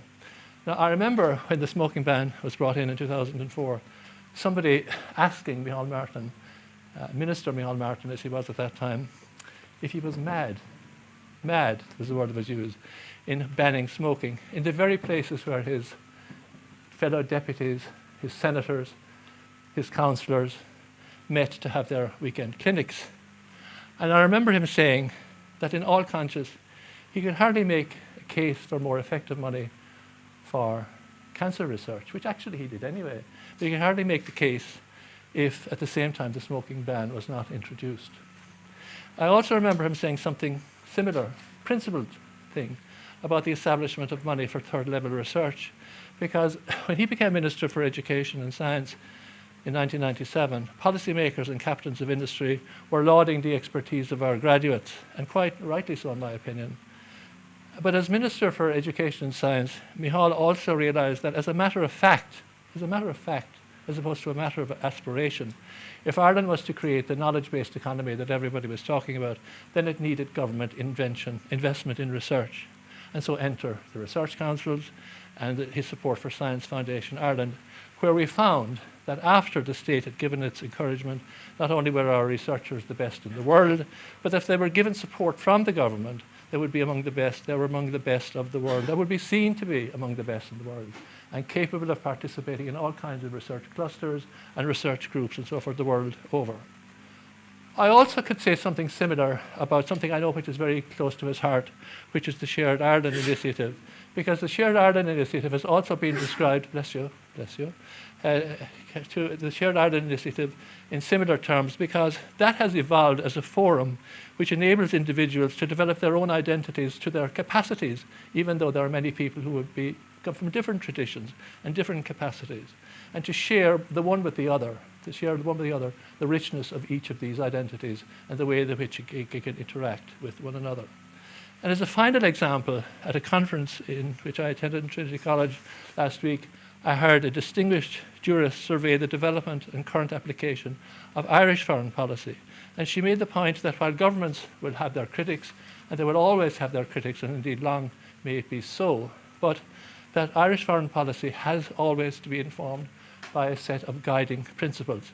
And I know that Taoiseach accepts that, and indeed he spoke along these lines in the Dáil only on the 21st of May last. So in his time did Daniel O'Connell, I believe. And it is in that spirit that I now invite the Taoiseach to give the 225 O'Connell Lecture 2025. Taoiseach.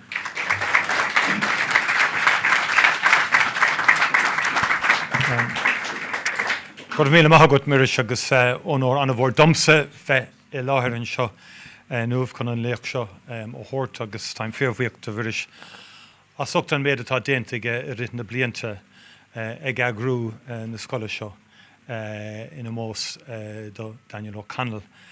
Anna Cudibre déanta go miris agus Muilebegus do Mary O'Connor agus Rosemary mar aon le sin de dheasca an méad ibre atá ar dhéanamh a roimhse an seo agus is deas bheith le Norma Foley, Ada Norma, agus Michael Cahill, agus Steve Galere.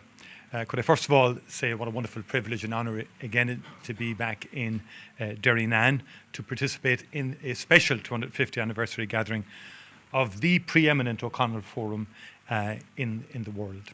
And just to take initially just to thank Maurice Brick in particular, Mirish, for his extraordinary work, not just in respect of Daniel O'Connell, but also in terms of research policy and development in Ireland, because when I was a young Minister for Education, I worked very closely with Maurice in the establishment of the first Irish Research Council, the Humanities and Social Sciences. These were groundbreaking days in research, and we brought in the PRTLI programme, which had a lasting impact, I believe, in terms of subsequent research developments, but also economic and development in life sciences and technology in particular.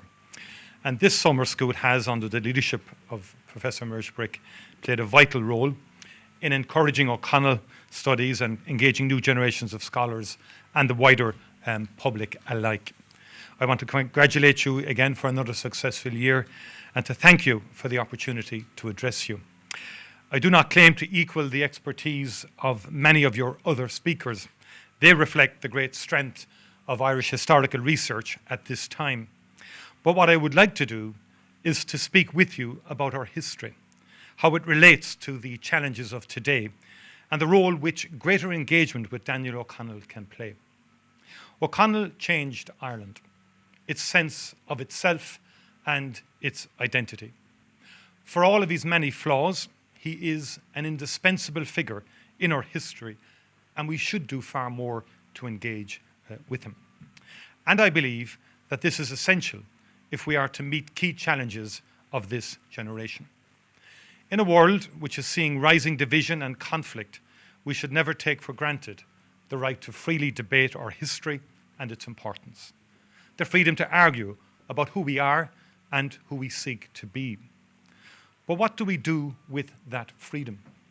Do we use our history to build a picture of an unchanging and entirely distinct identity, or do we embrace the much harder task of seeing a complex and evolving history? A history not just of characters and conflicts, a history which can represent wider contexts and diverse ideals. This is not a new concern.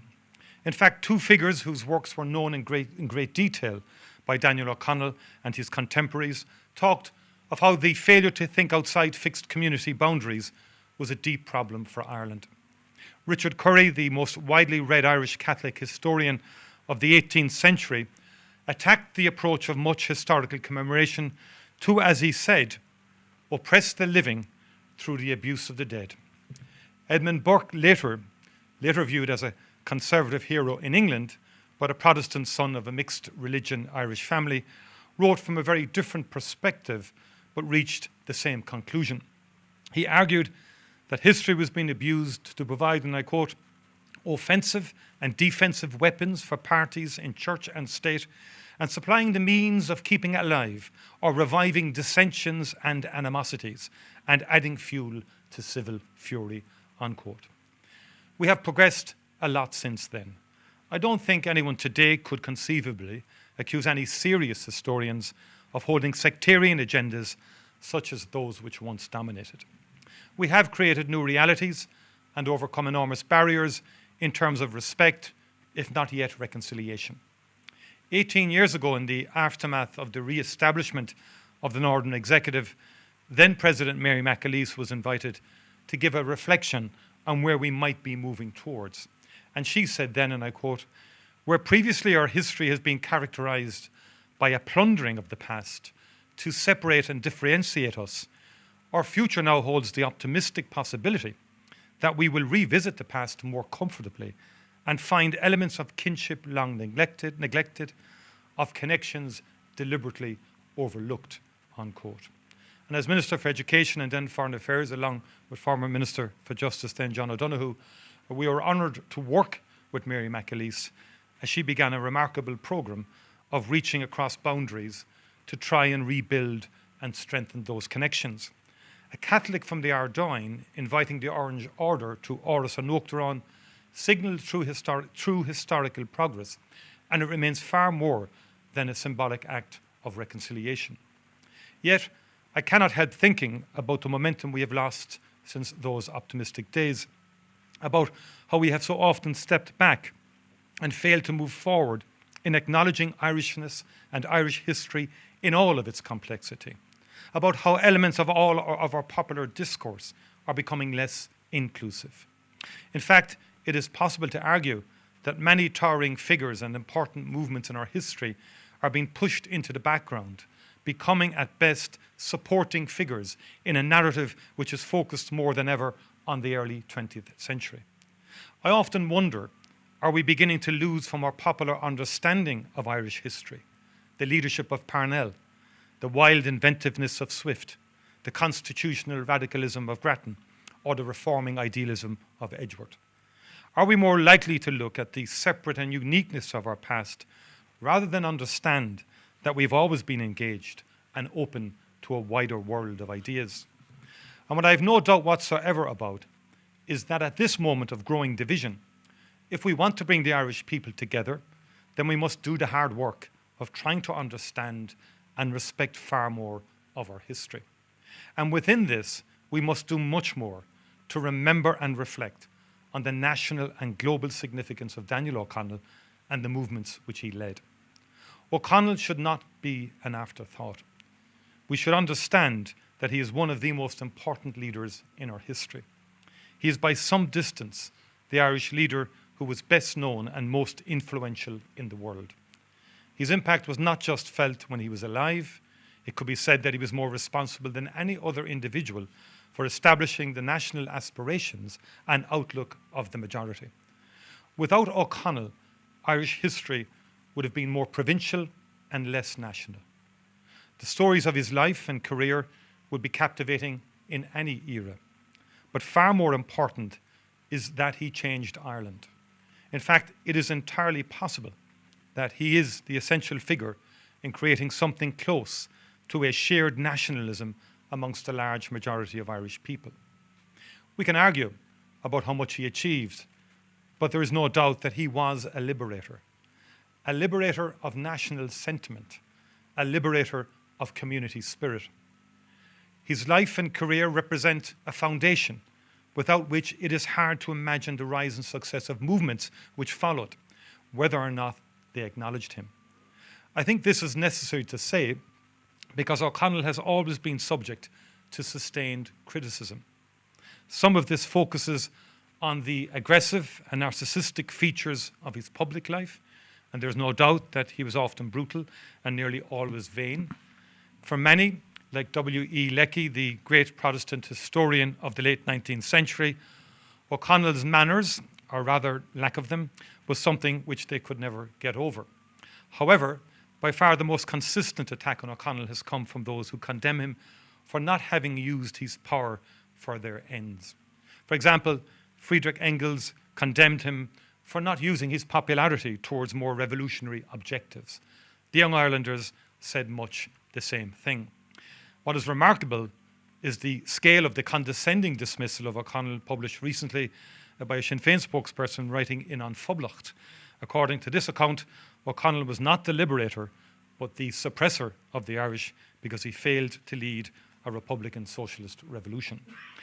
These and many other sweeping condemnations of O'Connell involve grossly ahistorical comments on two levels. Firstly, they demand that he should have operated to the standards and ideologies of later generations.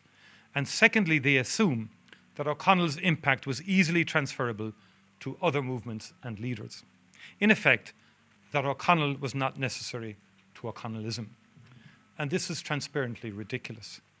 In truth, it is part of a wider tendency amongst those with limited popular support to lecture others about how they should use their mandates, thereby removing the requirement for them to develop mandates of their own. No less a radical than Sean O'Faolain considered and rejected the attacks on O'Connell by the Republican and socialist writers of the 1930s. He pointed out that no one could realistically deny his radicalism in the context of his times. He should, he said, be seen as, quote, a brutal realist, occupied with the present conditions of his country, unquote, whose vision of an Irish democracy was limited by these conditions. Eamon de Valera is the only other Irish leader who was known throughout the world during his life and who led movements which won majority support. He came here to Derrynane in 1967 and spoke at length about how he and the other major figures of our revolution had failed to properly appreciate or acknowledge O'Connell. But if we are to do more to engage with this colossal figure in our history, which are the themes and lessons that remain important, and how do they help us today? Anne Dolan, who is one of our foremost historians writing about issues of memory, recently said that as a historian, she was luckier than politicians who can seem, quote, compelled to see if the past can fix us. And I'm blunt enough to think we have only ourselves to blame for what happens now, unquote. Putting it in a different way, but to much the same effect, Richard Burke identified what he called the myth of continuity as a major issue in how Irish history has been discussed and written about over the past 3 centuries. I absolutely agree with these sentiments, particularly because they make the point that history cannot be allowed to be about the sorting of people into camps which keep alive rather than challenge divisions. And if we understand this, if we refuse to demand a blueprint from our history, then we can use it to find diverse sources of inspiration and reflection. It is in this context that I think we have much to learn from the complex and dramatic legacy of Daniel O'Connell.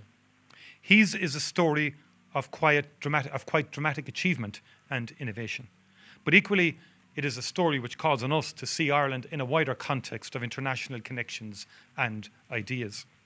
We should know the details of his life, and even more than this, we should understand the significance of the ideas which shaped him and the profound changes he inspired.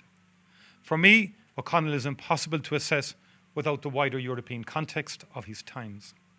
The story of his 2 years in France before fleeing the rising violence of the revolution is well known, and perhaps too often used as the explanation of all his political ideals.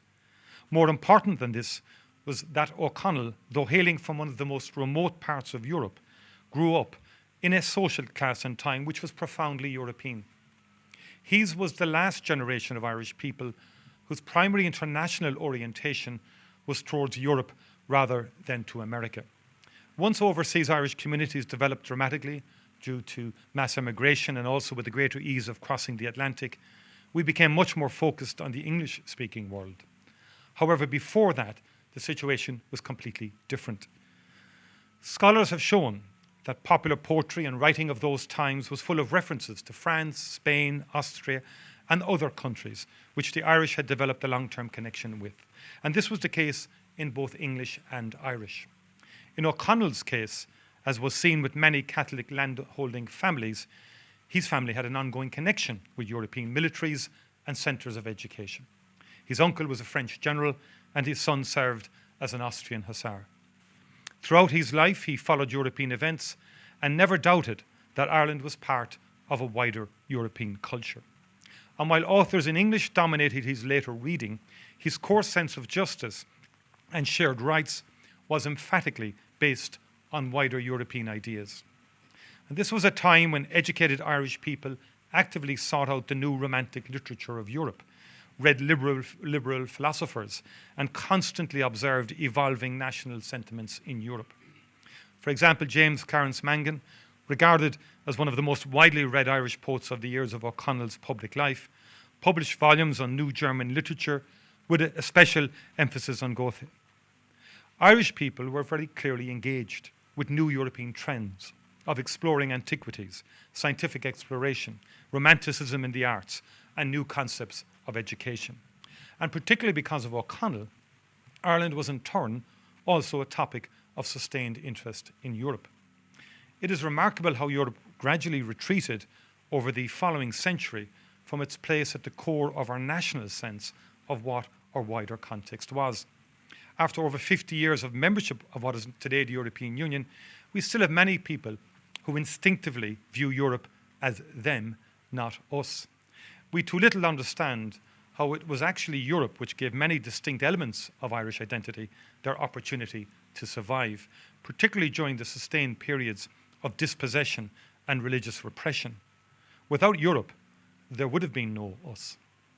Our connection with Europe, the solidarity which is shown to us and which we show for others, is by some distance the most important guarantee of our national sovereignty.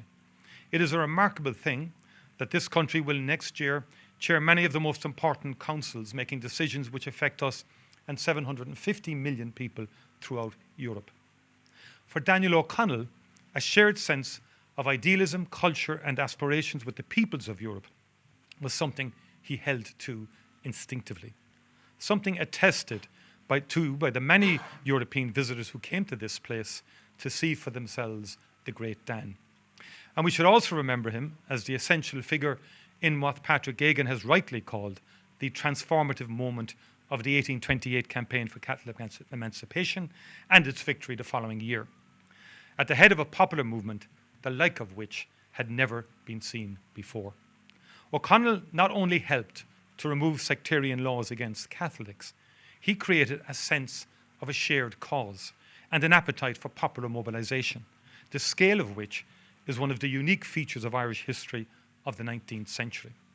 Indeed, I would go as far as to say that it established the principle that to be legitimate, any national movement had to seek to gain the clear trust of the people. Legal emancipation was not what was transformative. It was the popular sense that the majority did not have to bow down. It was the emancipation of the spirit which made the difference. The penal laws against Catholics and the practice of Catholicism were introduced gradually in the decades after the victory of King William. They were extraordinarily wide in their impact and reflected the idea that a religious and sectarian divide should define the state, a divide which sought to directly suppress the majority. Where previous centuries had been defined by widespread dispossession, these new laws made the 18th century a time where there was a concerted effort to weaken and destroy Catholic influence in professional and personal realms.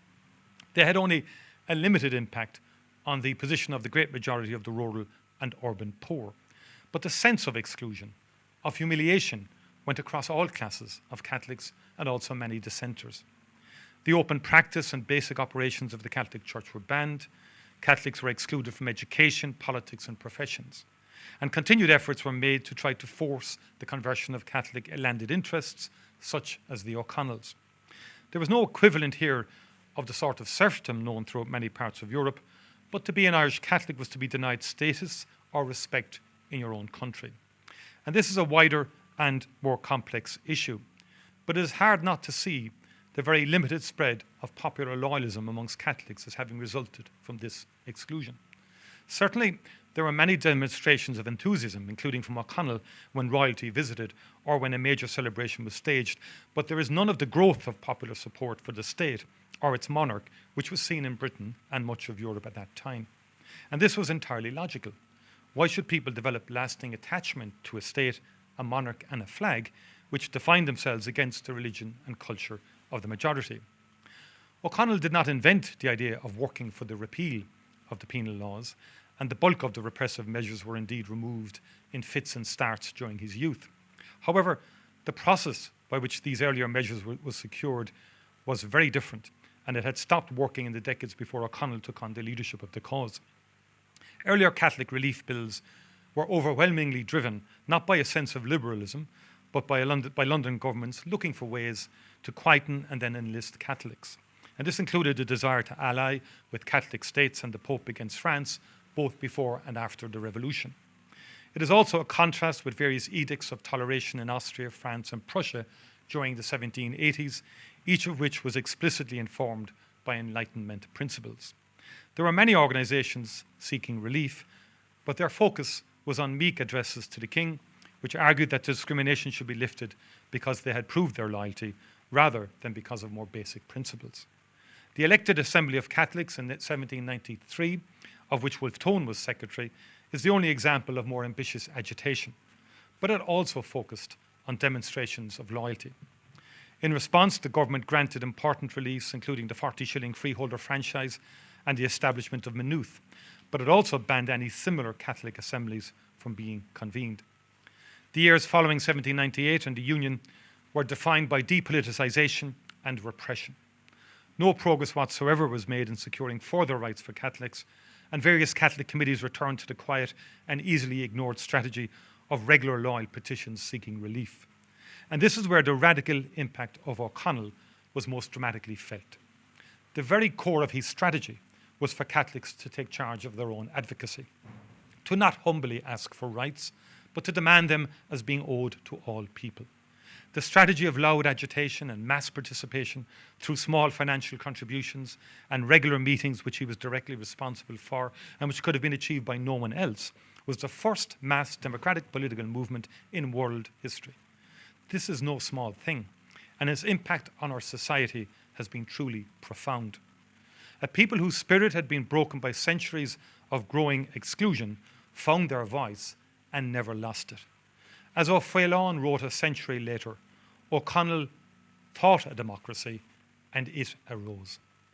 50 years before this, Gladstone, reflecting on a figure who he had known and disliked early in his career, looked back on the transformative impact of O'Connell and described this son of Kerry as the greatest popular leader the world has ever known. Modern conceptions of participative democracy are far more evolved than they were 200 years ago. But O'Connell's conception of a state which was directed by the public through the democratic rule of law was clear. As he said in 1841, without democracy, governments are tyrants and the people are slaves. At this moment of what has been called a democratic recession in the wider world, it is clearer than ever how right he was. And it is a reminder to us about how democracy is more than just holding votes. Obviously, the question arises about how one can reconcile honouring his commitment to non-violence, but also honouring those who later secured their independence through violence. And I actually think that they can be reconciled without unreasonable leaps of logic. And this is particularly because of the way that democratic aspirations became entrenched within the majority political culture and were central to our revolution. If you look at the proclamation of 1916 and the progress of the War of Independence, the dominant aspiration is to be free to seek a state defined by liberal democratic principles. The harsh, exclusive, and ultimately undemocratic nationalism of many other independence struggles was not absent, but it became rapidly marginalised. The establishment of an independent parliament and the adoption of resolutions calling for expanding rights are very much part of the tradition which arose a century beforehand. The proclamation reads like a declaration of rights from a European revolution in 1848, rather than the exclusionary nationalism of the early 20th century. And equally, this contrasts with a small group of nationalists who descended into fundamentalist militant principles in the face of the rejection of the Irish people expressed repeatedly over decades. I think it's entirely possible that without O'Connell, we would not have seen the rise of the democratic republicanism which today underpins one of the longest lasting democracies in the world. Above all else, O'Connell's life was defined by commitment to the values of solidarity between peoples and support for what we today call human rights. The achievement of Catholic emancipation unquestionably saw him elevated to a position as a national and international hero to all Catholics. What is different about him is that he rejected the idea that he should be an advocate only for his own people. He did not want to espouse sectional interests. He rejected the idea that the objective should be to swap places with the oppressor and carry on. Especially in his later years, O'Connell was a man of deep personal faith. His Catholicism was not about positioning himself at the head of a group. It came from a sincere and unwavering belief that all religious expression should be tolerated. He called the connection between church and state an adulterous connection. And it is one of the many reasons why one of his first actions after finally being admitted to the House of Commons was to demand similar emancipation for Jews. He explained his core philosophy in a letter to the leader of the main body of British Jews, and he wrote that it was, quote, an eternal and universal truth that we are responsible to God alone for our religious belief, and that human laws are impious when they attempt to control the exercise of those acts, unquote. It's a disturbing fact that religious freedoms are today under attack in many parts of our world. He mobilized the structures of the church, but he never wavered in opposing the idea of religious supremacy.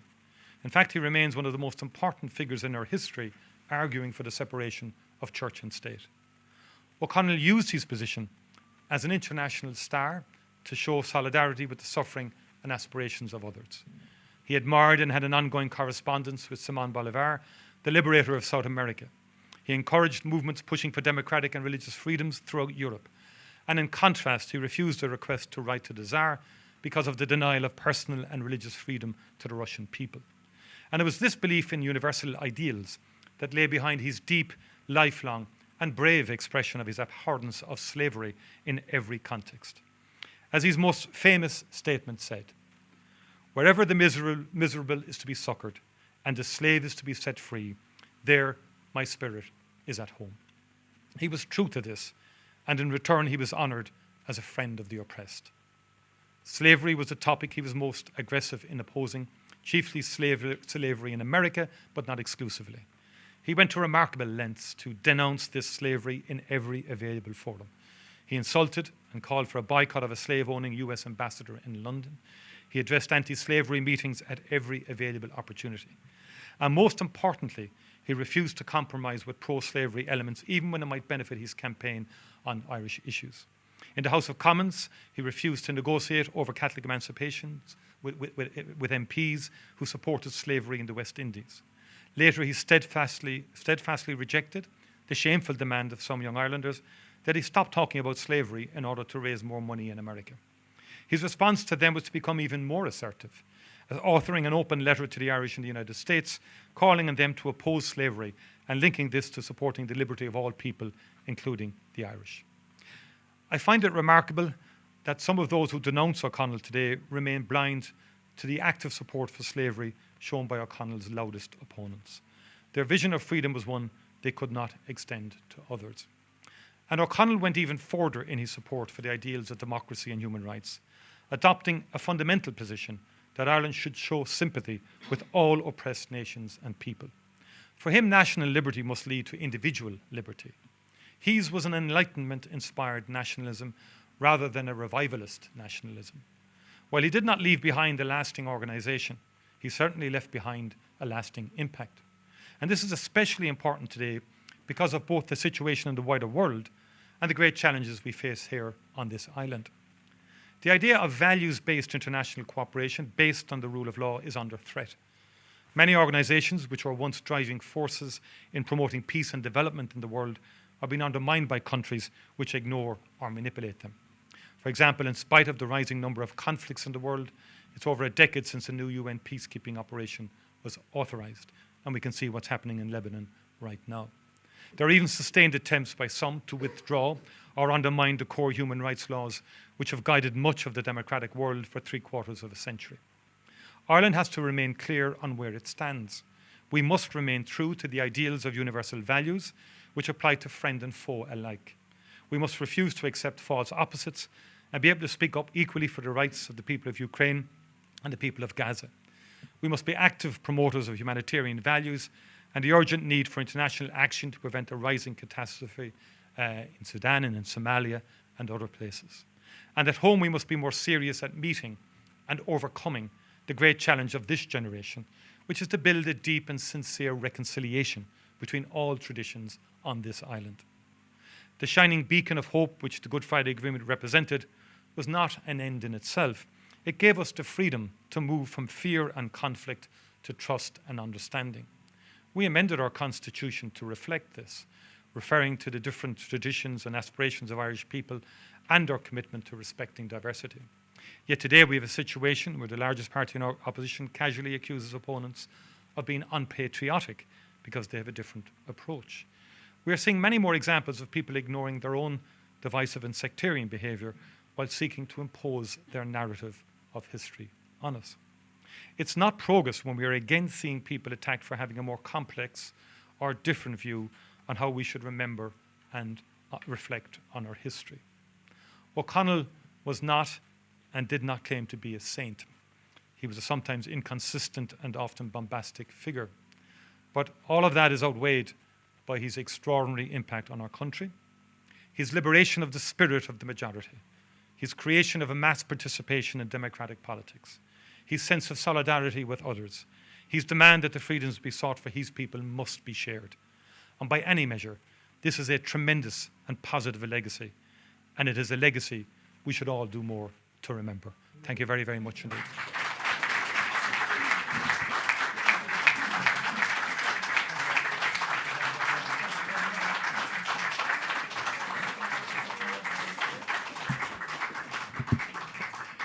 Thank you very much. Can I thank An Taoiseach for that really wide-ranging, stimulating, challenging lecture, I must say, on Daniel O'Connell, not just on the legacy of his own time, but the legacies which stretch into our own time, and the way you put that so eloquently and so forcefully.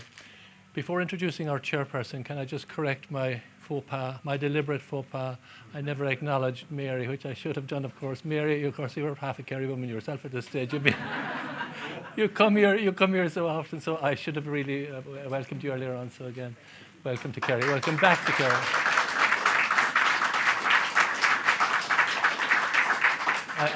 I know there's a story going around that your son may well be playing for Valencia, and maybe but good luck to him. Good luck to him if he does that.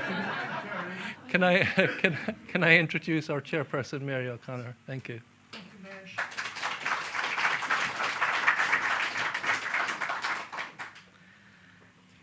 Good afternoon, everybody. It's a great, great pleasure to be here today, representing as chairperson our small, wonderful committee, Mirish, Phil, Christy and Ruth. We commenced this school in 2013, and little did we think when we started off that we would be here today with An Taoiseach giving the Daniel O'Connell lecture. It means so much to us that you're here and that Mary's here with you. Twice in 1 month. What a testament. A testament to your admiration for Daniel O'Connell, his beliefs, his values, his leadership, and of course his Kerry heritage.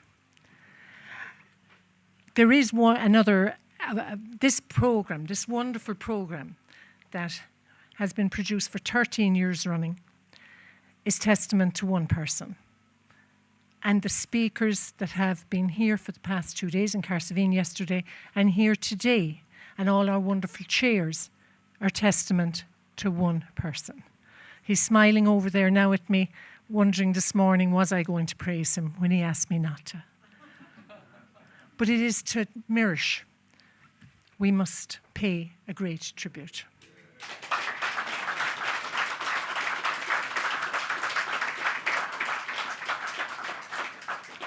I know Micheál and Mary, you're here today because of Mirish.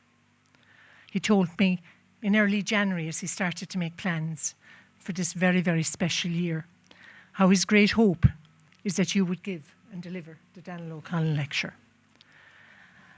It reflects, your presence reflects his tireless commitment, his lifelong work in bridging past and present, always ensuring that Daniel O'Connell's ideals remain vibrant and relevant in today's world, and how important they are, as our Taoiseach has said over the last 20 minutes, more relevant than ever. Not alone has Mirish, now he's giving out to me, I can hear, but not alone has he marked his legacy here and in Cahersiveen, and I know he worked closely with Dermot at the wonderful commemoration in his hometown. Mirish, of course, his beloved mom, was from over the road in Code. So for both of us, I am from Kells, born in Kells and Cahersiveen. It was really important that this school would participate in both communities because we are of Ivara. But Mirish has worked tirelessly, not alone for this school, but also in Dublin, Clare, and soon in London, to ensure this year of commemoration. He has worked so hard to make sure that in every place O'Connell is remembered.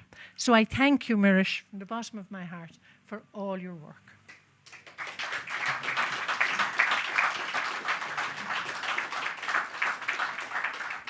We have, as many witnessed during the day, some wonderful engagements, both of us, in planning this whole event. I'm just going to go back to yesterday for a moment in thanking people. To Leonard, DeMonte and Stephen in the Ring of Kerry Hotel, I say a huge thank you, and their entire team. And especially to the residents there. The residents from Ukraine who live in that hotel give us their living room to have our lectures in. This has been going on for the last 3 years. They know us well. It's wonderful to see both here in Caherdaniel and in Cahersiveen, both communities embracing everyone that has arrived from all different parts of the world, but especially over the last 3 years from Ukraine, and they becoming part of our communities. That is truly the message of O'Connell in living communities here. I would like also to express how wonderful it was. Mirish said it as he drove down on Thursday evening. This year, the Daniel O'Connell Award was given to Donal O'Sullivan, and to present it yesterday to his parents, Donal and Noreen, was a moment filled with emotion, pride and joy, as I saw them, their eyes filled with tears as they accepted this wonderful award on behalf of their wonderful son. So it was a very special moment, and it meant a lot to all of us. To St. Mary's GAA, I want to thank Sheila Quigley, the chairperson, for her wonderful welcome to us yesterday evening, and for her work with Christy O'Connell, our committee member, to bring the president of the GAA, Jarlath Burns, who gave a wonderful speech in Cahersiveen yesterday evening. He sat there and spoke with us and told stories of the history of living in Northern Ireland during the Troubles and the wonderful joy of living there today. And it was really, I think it was one of the lectures I will remember for a long, long time. So thank you all involved in Cahersiveen yesterday. I would now like to thank the different people that help us and make this happen every year. It's a small voluntary committee, and we depend on so many people to make it happen. The OPW have been incredibly generous to us. Today, everything that's been done here, they look after everything for us. They've been generous sponsors from day one. I want to acknowledge Rosemary Collier for being here, the Assistant Secretary General of the OPW. It is a great honour to have you here today. I especially want to thank Margaret Gormley. Margaret will remember meeting me in 2013, just over the road for the first meetings with Chris O'Neill, the park superintendent who had just joined. And I remember she thinking, what was I at? Wanting to have the school in Derrynane House. This was very important to me because in the first years, way back in 1990, we had them in another special place in my life that I don't have anymore. And Michael Maher, who was the then caretaker, gave out to me, Daniel, you'll remember, daily of what was I doing? Why wasn't it here? But of course, this is a historic building, and having such an event here was a big undertaking. But Margaret, you listened to me, and I'm sure at times I irritated you so much. But I hope today that listening and that working with you and Chris, you're happy at what has happened.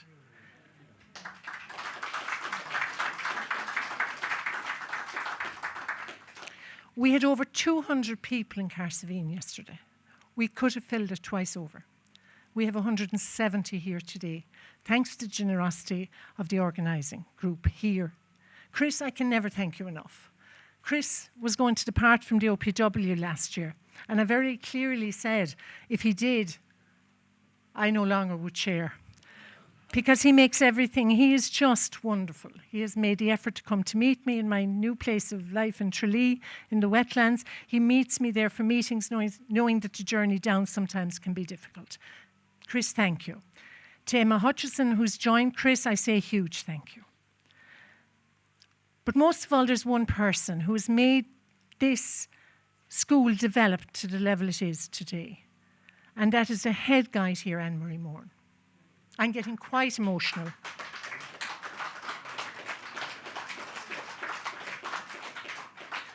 I really can never thank her enough, because she, 3-4 weeks ago, was it, Mirish? We had limited numbers. The tickets sold out overnight online.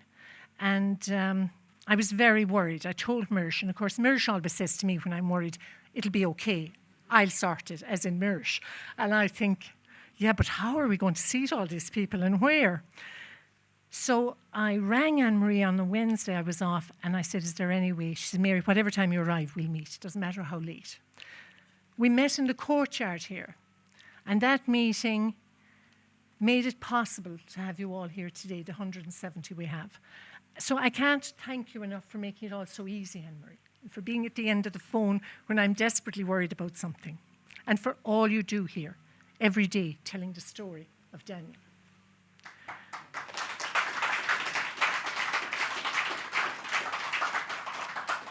To all the guides, this is the 250th anniversary of his birth, but they tell the story every day to many people from all over the world. So to Gerard and Declan and all your team, Anne-Marie, I say a sincere thank you on all our behalves. Nature and the environment have always been treasured here in Derrynane National Park. Long before we talked about biodiversity and ecology, which I now do daily in my life at the Tralee Bay Wetlands Ecology Park, they were relevant here. I was blessed to live here for over 60 years, and every day I treasured, as all our community do, the extraordinary beauty that surrounds us. If we think for a moment, as I looked out the windows, and excuse me if I get emotional, because I walked these beaches as a child and looked up at this house, thinking of the people who had been here before us. What a thing to be able to, what a privilege it was. This glorious place that we now look out on. You know, O'Connell was here in this room. How incredible is that? This glorious place, which is freely enjoyed by all of us, is lovingly cared for by a dedicated team whose work often goes unseen, but it never goes unappreciated. James O'Shea, who retired last year, played such an incredible role in developing this park and every plant and pathway that's in it. We can never thank you enough, James. It is now led by a wonderful foreman, Chris Maguire. Chris is the son-in-law of a wonderful lady, Josephine Kern, who used to make the cakes for the first schools 13 years ago. Chris is married to Josephine's daughter and now carries forward the legacy of ensuring this national park is probably, I think, the most beautiful national park in the world.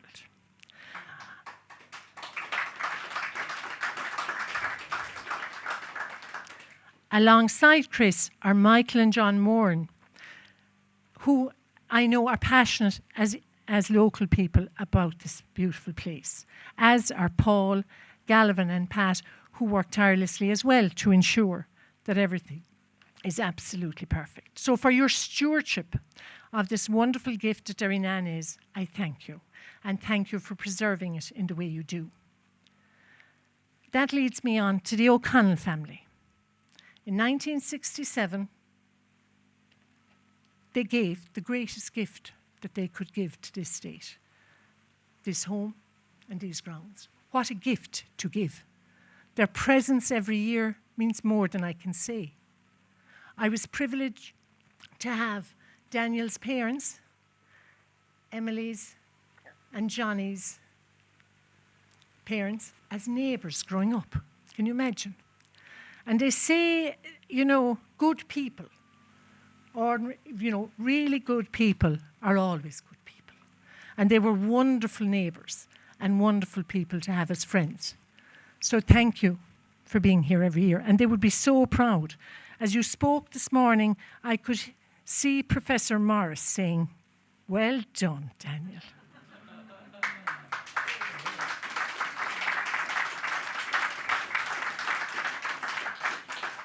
And I have to say, I loved Morris dearly, and Betty.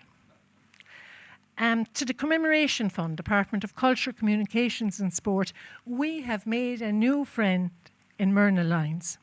She has been amazing. She got to know Mirish first, and then I. And she has been wonderful, Mirish.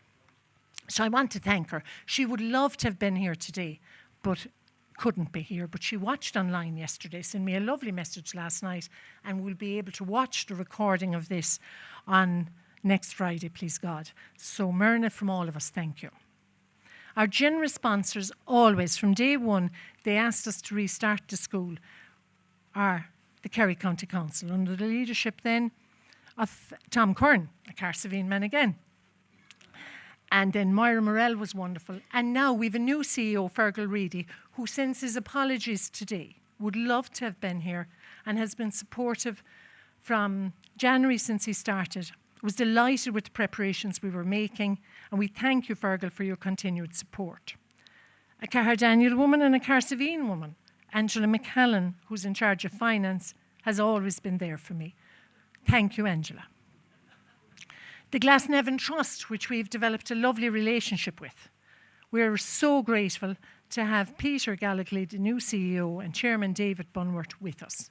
Thank you for always including our school. We go up every year if we can. Mirish always does. I try. But we're really grateful for the lovely collaboration that has been developed there. I would really like to thank Dermot and Siobhan Walsh of SuperValue in Carsavine, who were there day one in 2013. And I know myself personally, as a local business person, you're called on for everything. But they never faltered. So I really want to thank you for all you do, because when you work in your own business, it is 7 days a week, 16 hours a day, and then to give to your community as well. That is huge. Giving your time as you've done this year to both of you, Dermot and Siobhan, I want to applaud you and thank you.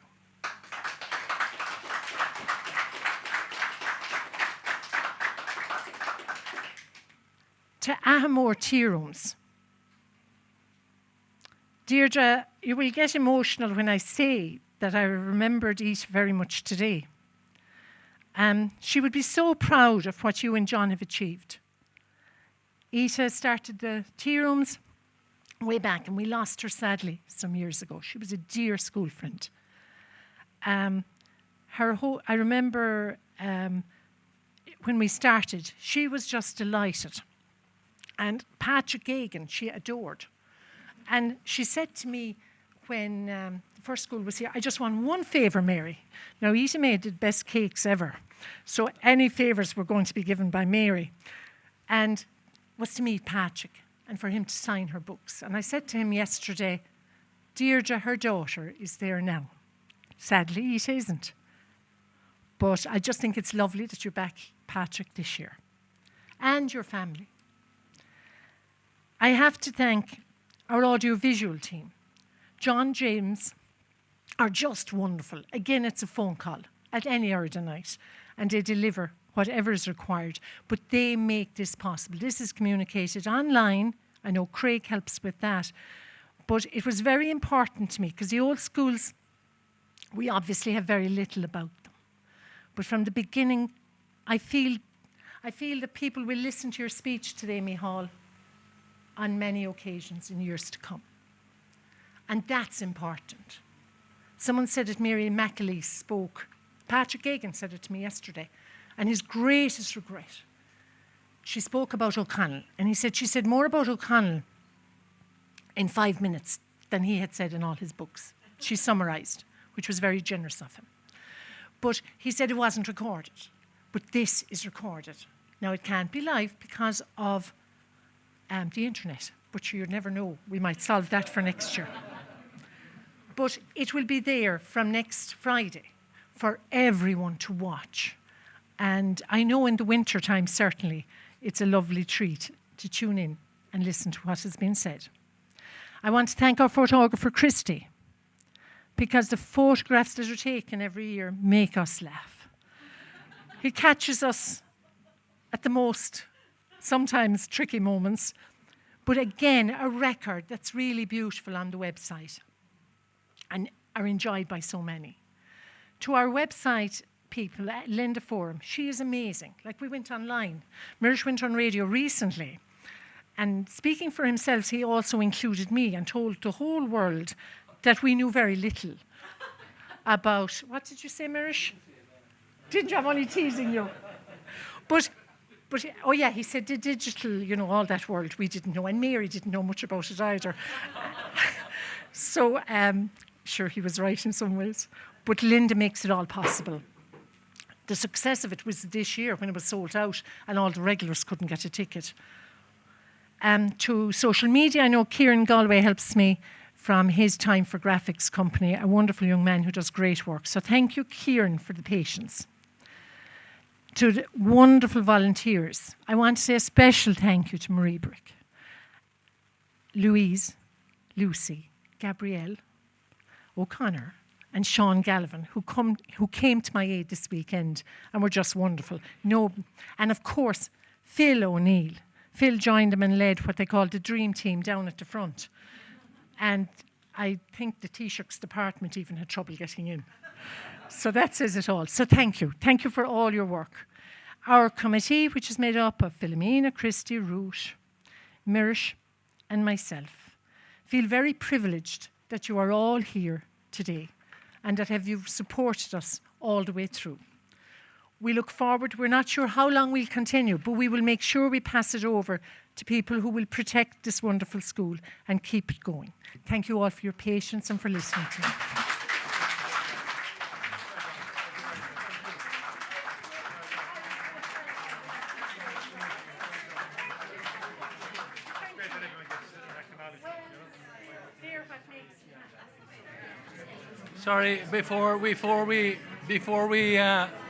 Sorry, hello,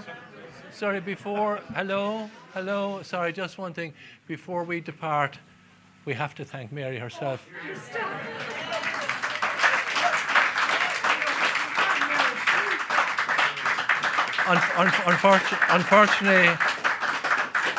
Unfortunately, when I was going to school, they never didn't teach me any adjectives. So I don't know how to describe Mary without adjectives, because there isn't one adequate enough or accurate enough that can describe somebody like Mary and the way she coordinates everything, because really she is the power behind the throne. The other thing I want to say is that Micheál, of course, as you know, is not just Taoiseach, but he also is a historian with a lifelong interest in history, a published historian. And so therefore we are going to present him with the History and Society, Cork History and Society, and this is a collection. There's one for every county in Ireland. The last one of them, Antrim, is being published, I think, next week. But it's been going on for about 30 years. And I said to myself, well, I can't give him Cork without giving him Kerry.